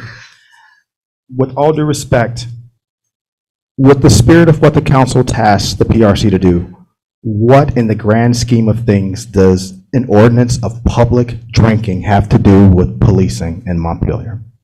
And I would argue that what that boils down to me, the spirit of it is there faith and is there trust in the department that the department is going to behave in a professional manner and apply the laws correctly? Because theoretically, I can abuse anyone with any law and beat that over their heads. So if the answer is, well, the police can go ahead and go after homeless people or other people because they're drinking, or you get rid of the ordinance. Well, who's to say I won't pick a new ordinance? Litter. Someone brought up litter. Oh, I can go after somebody for littering now. Oh, I can go after somebody for the next thing. What it boils down to is the professionalism and the culture that is set by and the standards and the expectations of our community, our elected body, and what you all dictate to us to do. And that is how we're going to go about moving things. So I don't think that the answer is that because the police department can abuse a law on the books, you get rid of the law to minimize the opportunities that the police can abuse someone else in the future. Then if that's the case, then get rid of the police department or hire the right people to do the job that are going to enforce the cultures and the values that you set for this community. Okay, thank you. Donna. I'm really slow understanding the ramifications here. And taking what Bill said, I'm thinking about when I went to New Orleans and they have what they call open container everywhere. And likewise in Las Vegas, you walk around the street, you can have your drinks. Is that the big difference? If this ordinance would then not allow people to do that, and without it, we will then have people walking down the sidewalks with their drinks and open beer containers? I would also. We could. Not saying we would. Well, no, but legally, when I think I shouldn't do this, this is the law that's there to sort of remind me I shouldn't do it. Well, yes, ma'am, and that is, and again, like, are there people drinking in Hubbard Park? Absolutely, there are people slamming beers in Hubbard Park. Yes. But I would also, again, to city manager's proposal to the council, it depends on the standards or the expectations that we have of the community. And the Montpelier Police Department, I will salute smartly and do whatever it is that I'm told to do, and I will be professional about it. I'm on neither side of the fence. My advice is there are unintended consequences that come to this, but I'd pose another existential question. When you go to Las Vegas or when you go to Beale Street in Memphis, do you bring your kids? Yeah. Then that is the potential amount of behavior that you can. I'm not trying to be an alarmist by saying that, but I think that it's ultimately, can people break the laws? Yes, but there's still a standard. There's still something that the community is saying. We as a community realize that this has the potential to spiral into something else, and we don't want to do that. But then why is the parks exempt? I know people like have alcohol with their picnics, but really talk about an area that shouldn't, and most state parks I've been in say no alcohol. I didn't realize ours didn't. I didn't. We just enforce what you tell us to do. Yeah, it's interesting. Wow. All right, I'm going to go to Vicki Ann Lane, then Michael Sherman. Since you're on the committee, I'll let you speak again. And then I just want to acknowledge the time. I would like to be wrapping up meaty conversation at least by 10, which I'm just going to put out there. I think what that means is that we're not going to get to the conversation about the recruitment or the minimum hiring requirements. And I've already been in touch with Shayna to say I don't think we're going to get to the social and economic justice presentation this evening. So, but just a heads up for folks where we're going for the rest of the evening. Right, having said that, Vicki Ann Lane, go ahead. I would just prefer to keep the open container law the way it is. I cannot tolerate being around drunk people. And that would be the same for people that are high on whatever. I recognize that there are people in town that have alcoholism as an illness. And yes, I do come in contact with them, but I don't want to walk down the street and see people drinking their drinks or having drank a few too many and behaving in a way that that is very uncomfortable to me or uncomfortable to someone who has a child with them. I prefer the open container law stay the way it was. I thought that was relatively workable. Great.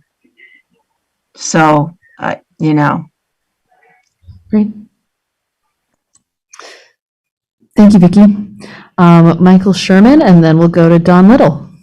Okay, I think there's a problem about there are two things going on at the same time, and we're not making a sufficient distinction between them. One is intoxication, and the other is behavior, which is either bad behavior or criminal behavior or destructive behavior. And the law doesn't make that the law as is written doesn't make that distinction, but it's an important distinction. The law, and I'm going to quote from Chief Pete's letter to me of May 24th, 2021. The state has a law that requires law enforcement to place an intoxicated person into protective custody and take them to a detox facility. Okay. And then I'm just going to go down a couple of paragraphs. Additionally, when we encounter someone who is intoxicated, just intoxicated, the state law requires we take them into detox. For us here, Washington County Mental Health Services has a detox facility in Berlin, the Lighthouse, but the facility has requirements on who can be brought in, nonviolent, etc. And a good amount of those we encounter may not meet those requirements. If that happens, MPD is on the hook if we pick someone up and the Lighthouse won't take them. Then where do we go from there? Do we bring them back to the department? If an officer had to stay with that person or transport them to another location, it leaves one officer back in the city to respond to emergency calls and service. That's why the committee made its recommendation. There's a difference between being intoxicated and acting violently, maliciously, irresponsibly, dangerously. And I think if you're going to do anything, you should, I think, in my opinion, you need to make that distinction in the ordinance itself. It's not just intoxication. Should not be the issue because of all those consequences. If state law requires the police to act in one way just because a person is intoxicated, you'll never solve the problem of not having enough police on service because they'll be constantly bringing people to detox centers, which are already full, and then you have to do something else with them. That's why the committee made that recommendation. Thank you. Don Little, go ahead. I do agree with a lot of what Michael just said, that I do think there are a lot of wasted time and resources potentially for picking up people who are intoxicated. And it would be ideally behaviorally based. I did miss a lot of the discussion, so I'm not going to come down really hard on either side of this, but I did want to take the opportunity to mention that not always true in the past, but over the last few years, I have been very impressed by the Montpelier Police Department response to people who are intoxicated. I think that with the one exception that Stephen Whitaker mentioned earlier, I think just about every interaction I've seen between the police and people who are intoxicated has been incredibly compassionate, incredibly efficient. So I don't have any at the moment, I really feel good about the way they're responding to that. But I would hate to see a lot of time wasted on unnecessary police involvement in situations that are not either dangerous to the person medically or behaviorally dangerous to those around them. Thank you. Thank you. Okay, anyone who has not spoken yet? Okay, all right, so back to council. What are your thoughts on this? Lauren, go ahead. I mean, a couple things I'm thinking about. I mean, I really appreciated the way the chief walked through how you're actually dealing with these situations. And part of me is wondering if we could kind of have a written policy that, I don't know if it already is a written policy or this is just the culture as you talked about and how people are trained and doing it. And I'm really, encouraged to hear all of the input from community members of how that's playing out, in the community for people. I mean, to me, it seems like in large part, what it sounds like you're doing is what the police review committee wants the outcomes to be. And there's the potential of,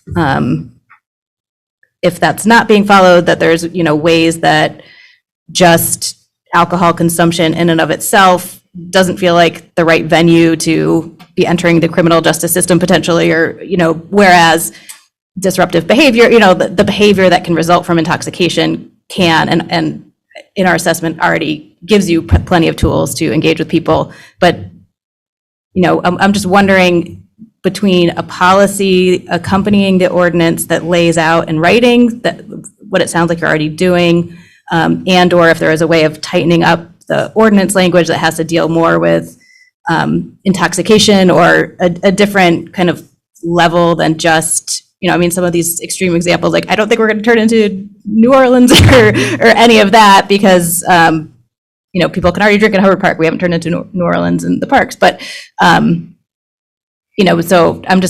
it seems like maybe there's a path here that's kind of essentially codifying in some way the practice that it sounds like you're already doing, and how do we just ensure that that's what's carried forward and through leadership changes and, that it's crystal clear to everyone in the community, what are the expectations from the community and from the police department of how to respond in situations and, when it would and wouldn't be appropriate to kind of be using this ordinance. If I may say something just very quickly in regards to when I brought up the incident, and yes, ma'am, definitely we can definitely enshrine that.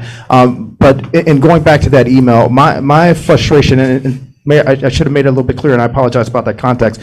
But my frustration with the law that requires law enforcement to do the detox facilities is frustration that there is a law that puts the liability onus on the city to take responsibility for someone who's in a state that's unfortunate, that poses a significant possibility of health risk to themselves. So that's where my frustration is. Even if the law, the ordinance is gotten rid of, we're going to have to do that anyway. So I'm still frustrated with the fact that is there, that onus is on us to be an adult to someone who cannot hold their alcoholic intake. So I'll jump in here too. I mean, I think about this from the perspective of folks who are recovering alcoholics and who do not want to be around alcohol, and so open containers could be a significant source of temptation, or just could be really hard to be around and to maintain their own goals. If they're as it is right now, they could say, well, I'm not going to the bar, I'm not going to places where alcohol is served, and that's not necessarily the case if folks are just out in public with it. I'll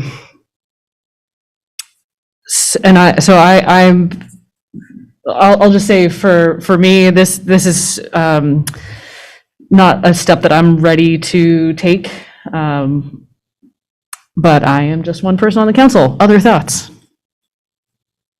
Yes, Carrie.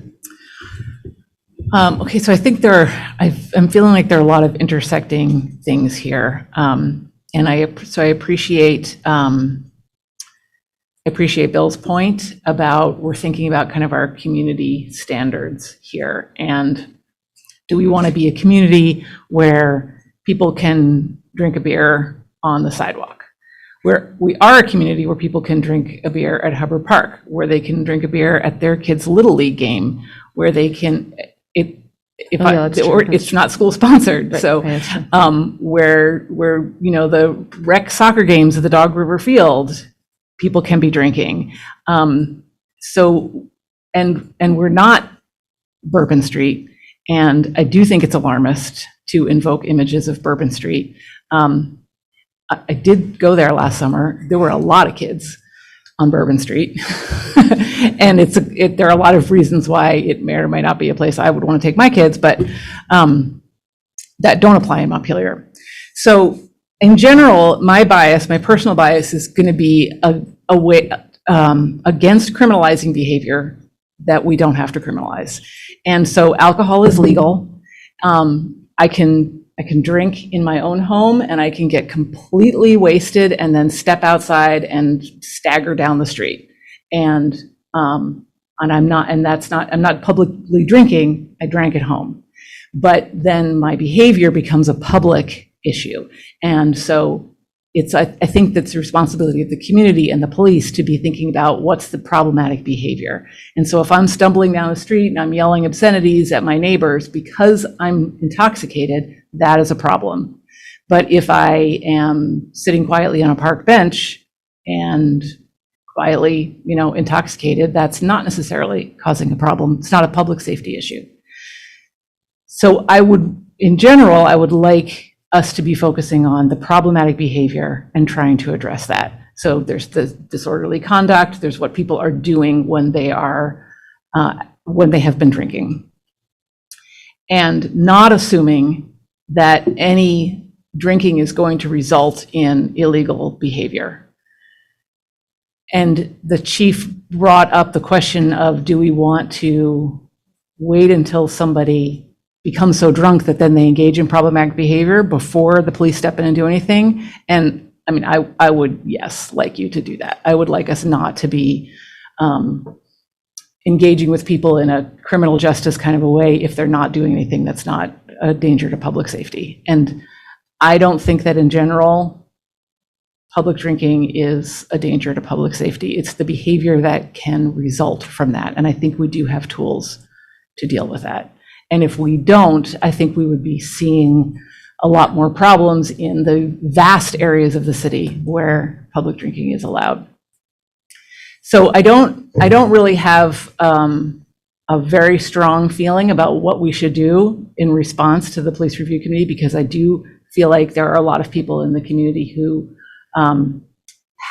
might have different standards, and I'm very respectful of that. So this isn't going to be my hill to die on, but I do want us to be really conscious about when we make choices to outlaw behavior that is otherwise legal. We need to be extremely, extremely thoughtful about that. Thank you. Jack, go ahead. I think that there's, as I said before, I think there are arguments on both sides that have some validity to them, but whatever those arguments are, I think that they deserve to have to be fully aired with notice to the public and public hearings before this body. So I move that we place on a future agenda a proposal to repeal the public drinking ordinance. Is there a second? Second. Okay, there's a second. Further discussion. Connor. Yeah, I mean, I'll just say I haven't spoken too much. I'm on the fence. I can't believe I'm on the fence on this one, actually, but I kind of am. It's, I'm having trouble reconciling the idea that we'd consider this after a move we made a couple agenda items ago, which largely was due to public feedback on Garden Park. And then I'm trying to be honest with myself. At the age of 23, 24, when I moved to town, do I trust myself with an ordinance like this? Nobody drank as much as I did in my 20s, I guarantee you that. And if I was going to go to like McGillicuddy's, you better believe I'd be pre-gaming. And I'd bring a bottle of Jameson with me all the way down State Street. There, I'd go nothing but net. I'd drink more in there, and then I'd probably buy another bottle for the walk home, This was my behavior in my 20s, and I definitely would have done it if it was legal, and I knew nobody could stop me for it. So, yeah, again, generally good for decriminalizing, like, most things. And I do see some logic in, when you talk ordinances, we're going beyond you, chief. I don't trust the police chief 10 years from now. I don't trust the council then. So there's a level of permanency in an ordinance, right? So I'm all over the map. Maybe we need to talk more, so I'll vote for a public hearing. I am with Connor, at like 150%. Me in my 20s, yeah, we would have been together, so. Tana. I just don't feel comfortable with the your intention of a hearing is to repeal it.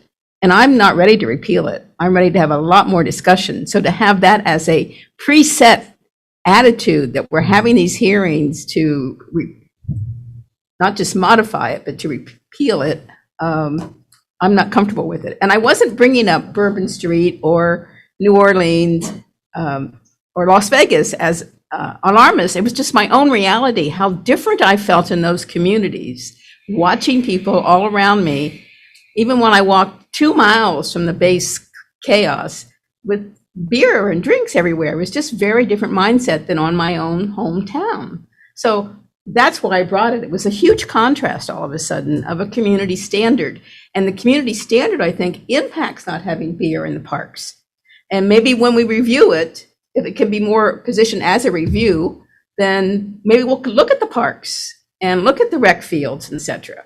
That's all. I'm definitely not going to vote in favor of repealing it Well, at this point. At this point, I'm not voting in favor of repealing it, but I am voting in favor of having, putting it on the agenda so we have further discussion. And so that's why I phrase the motion the way it is, because I think that's how we get it on the agenda to have the discussion. But so it would be, just so I'm clear, for the action, it would be to put the first reading for repeal of the ordinance on an agenda. Okay. Yes, Chief, go ahead. Should I also work on the enshrinement for the policy and interacting with, to enshrine that into a policy situation? Go ahead, Lauren.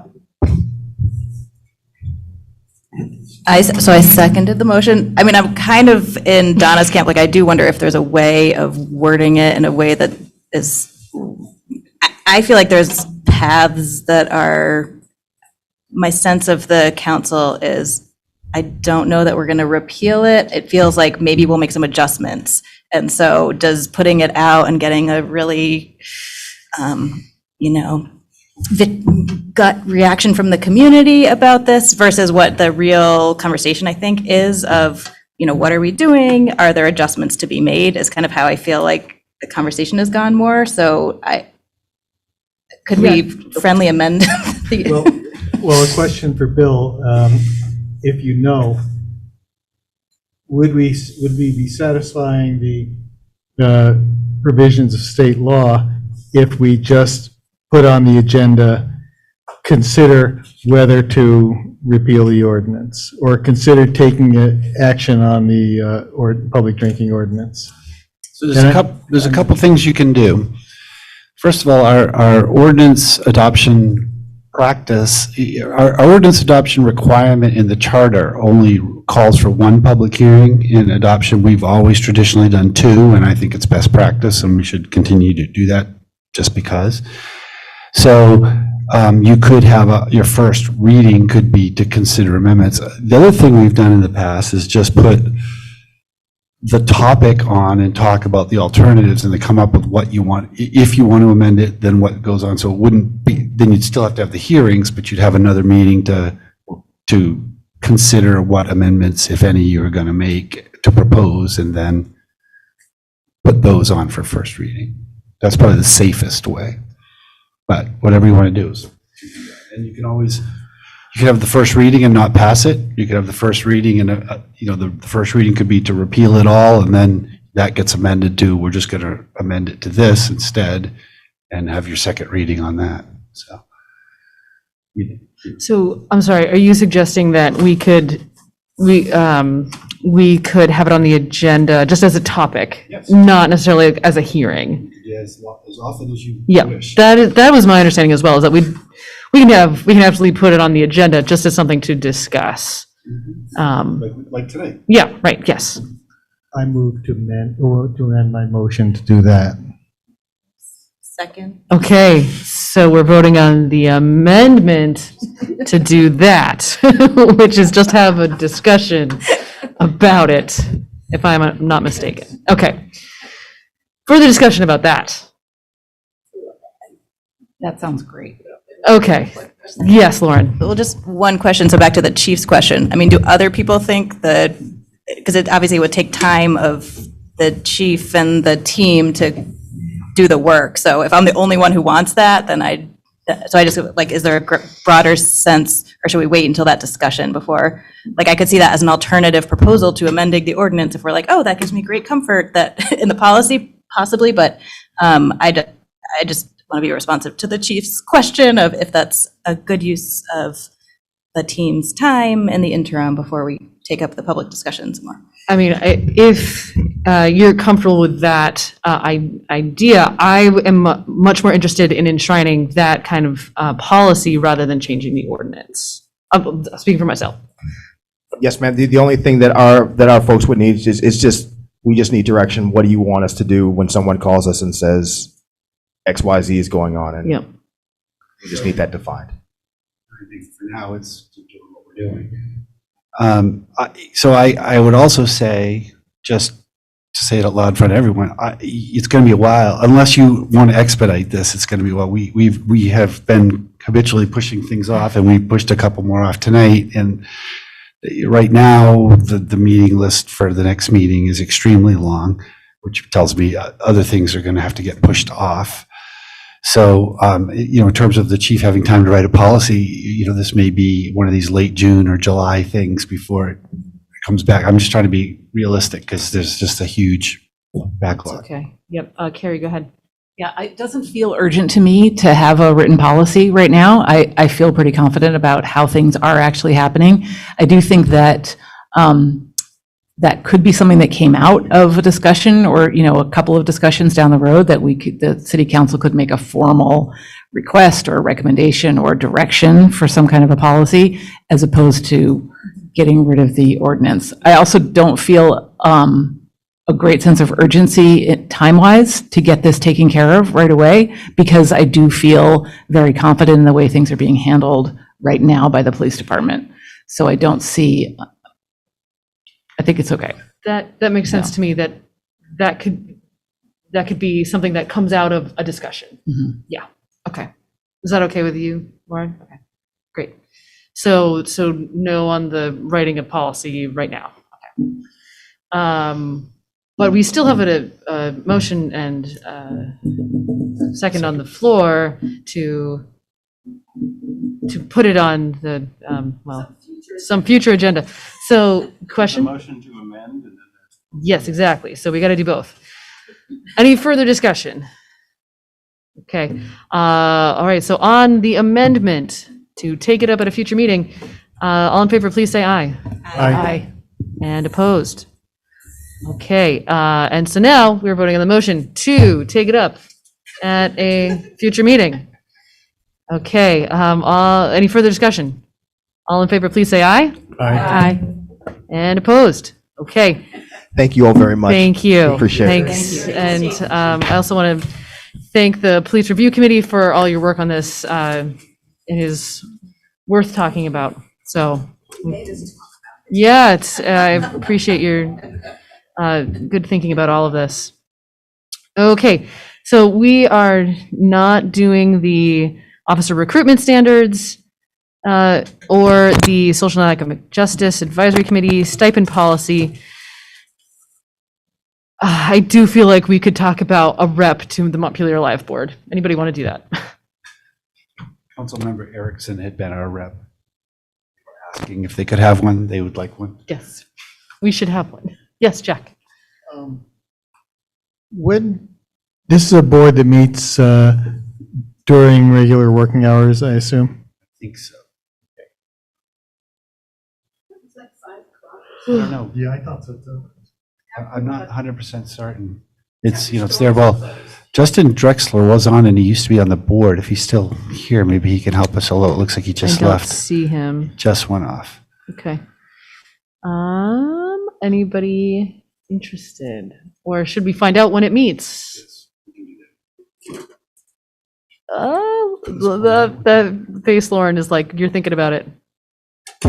I would need to know when it meets. Okay. It's feasible with my schedule.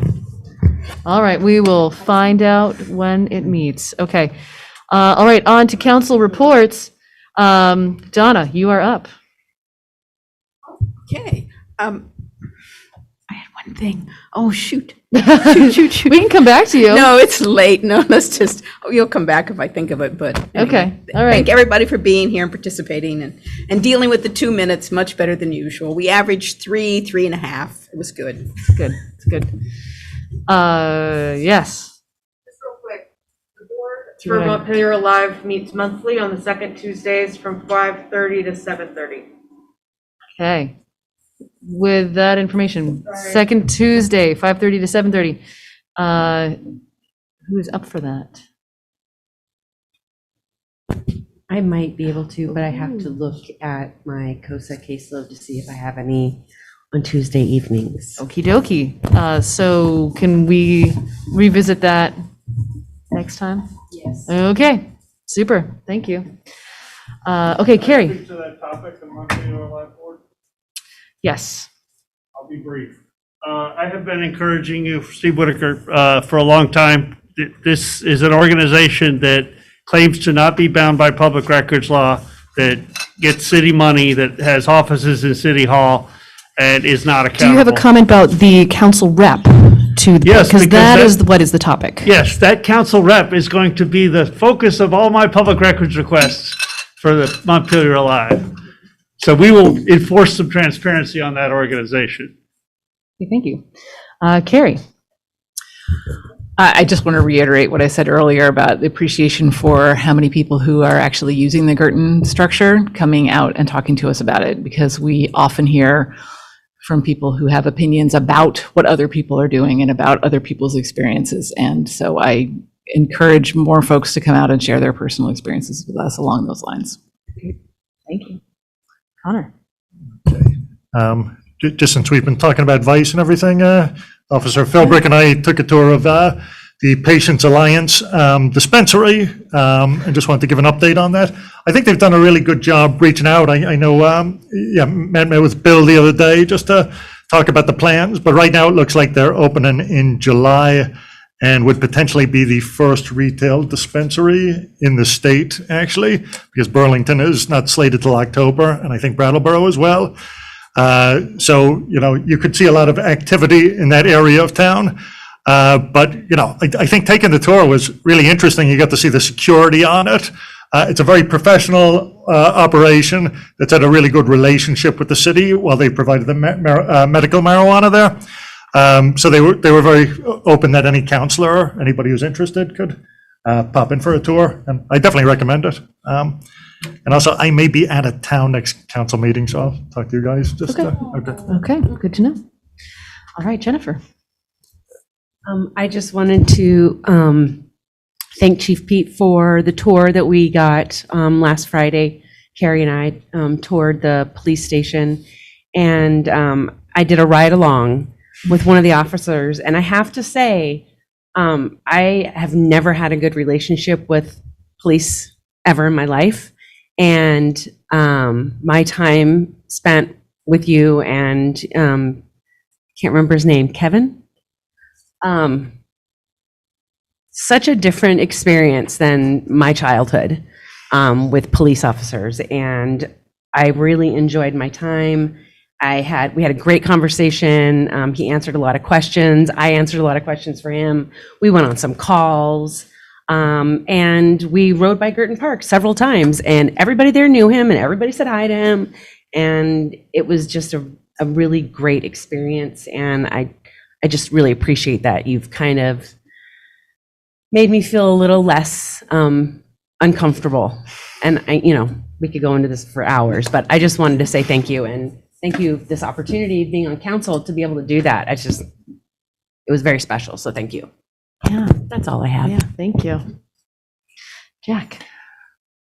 There are a bunch of springs here. There are a bunch of events coming up, and the one I want to mention is this Sunday, the Race Against Racism, gathering at the high school, 10 a.m. to 12:30. There's going to be speakers, other stuff, and then the 5K run or walk. So could be a good time, and for a good cause. Yeah. Lauren?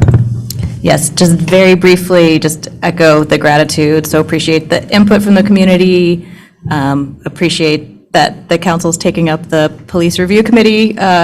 We took on some meaty topics. You're welcome. And grateful to be able to have some hard conversations together in a really thoughtful way. And with the chief and the team at the city. So looking forward to more, but thank you all. Great. So I just have a couple of things.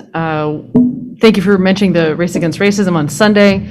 There's also a Rally for the Planet hosted by the Youth Lobby that is going to be Friday, April 29th. The Youth March goes from from the high school to the State House lawn. That marches at 10 a.m. And starting at like 10:15, there'll be live music, there'll be speakers. There's a Green Jobs Fair that starts at 11:30, also at the State House.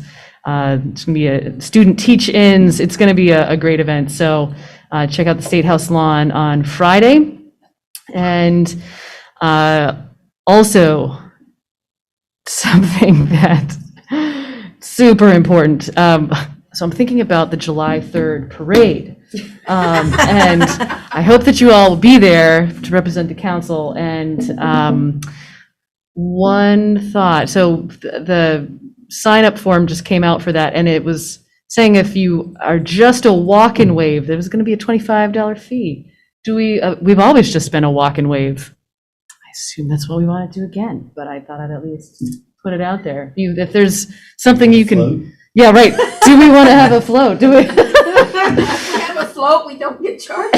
Yeah, right, exactly. If you have ideas about what else we could do, awesome. But if not, whatever. Right, exactly. Anyway, just be thinking about the July 3rd parade. That's all. Okay, John. Okay, Bill. Okay. So with that, we are at the end of our business. So 10:22, we'll declare the meeting adjourned. Thank you, everybody. Have a great evening.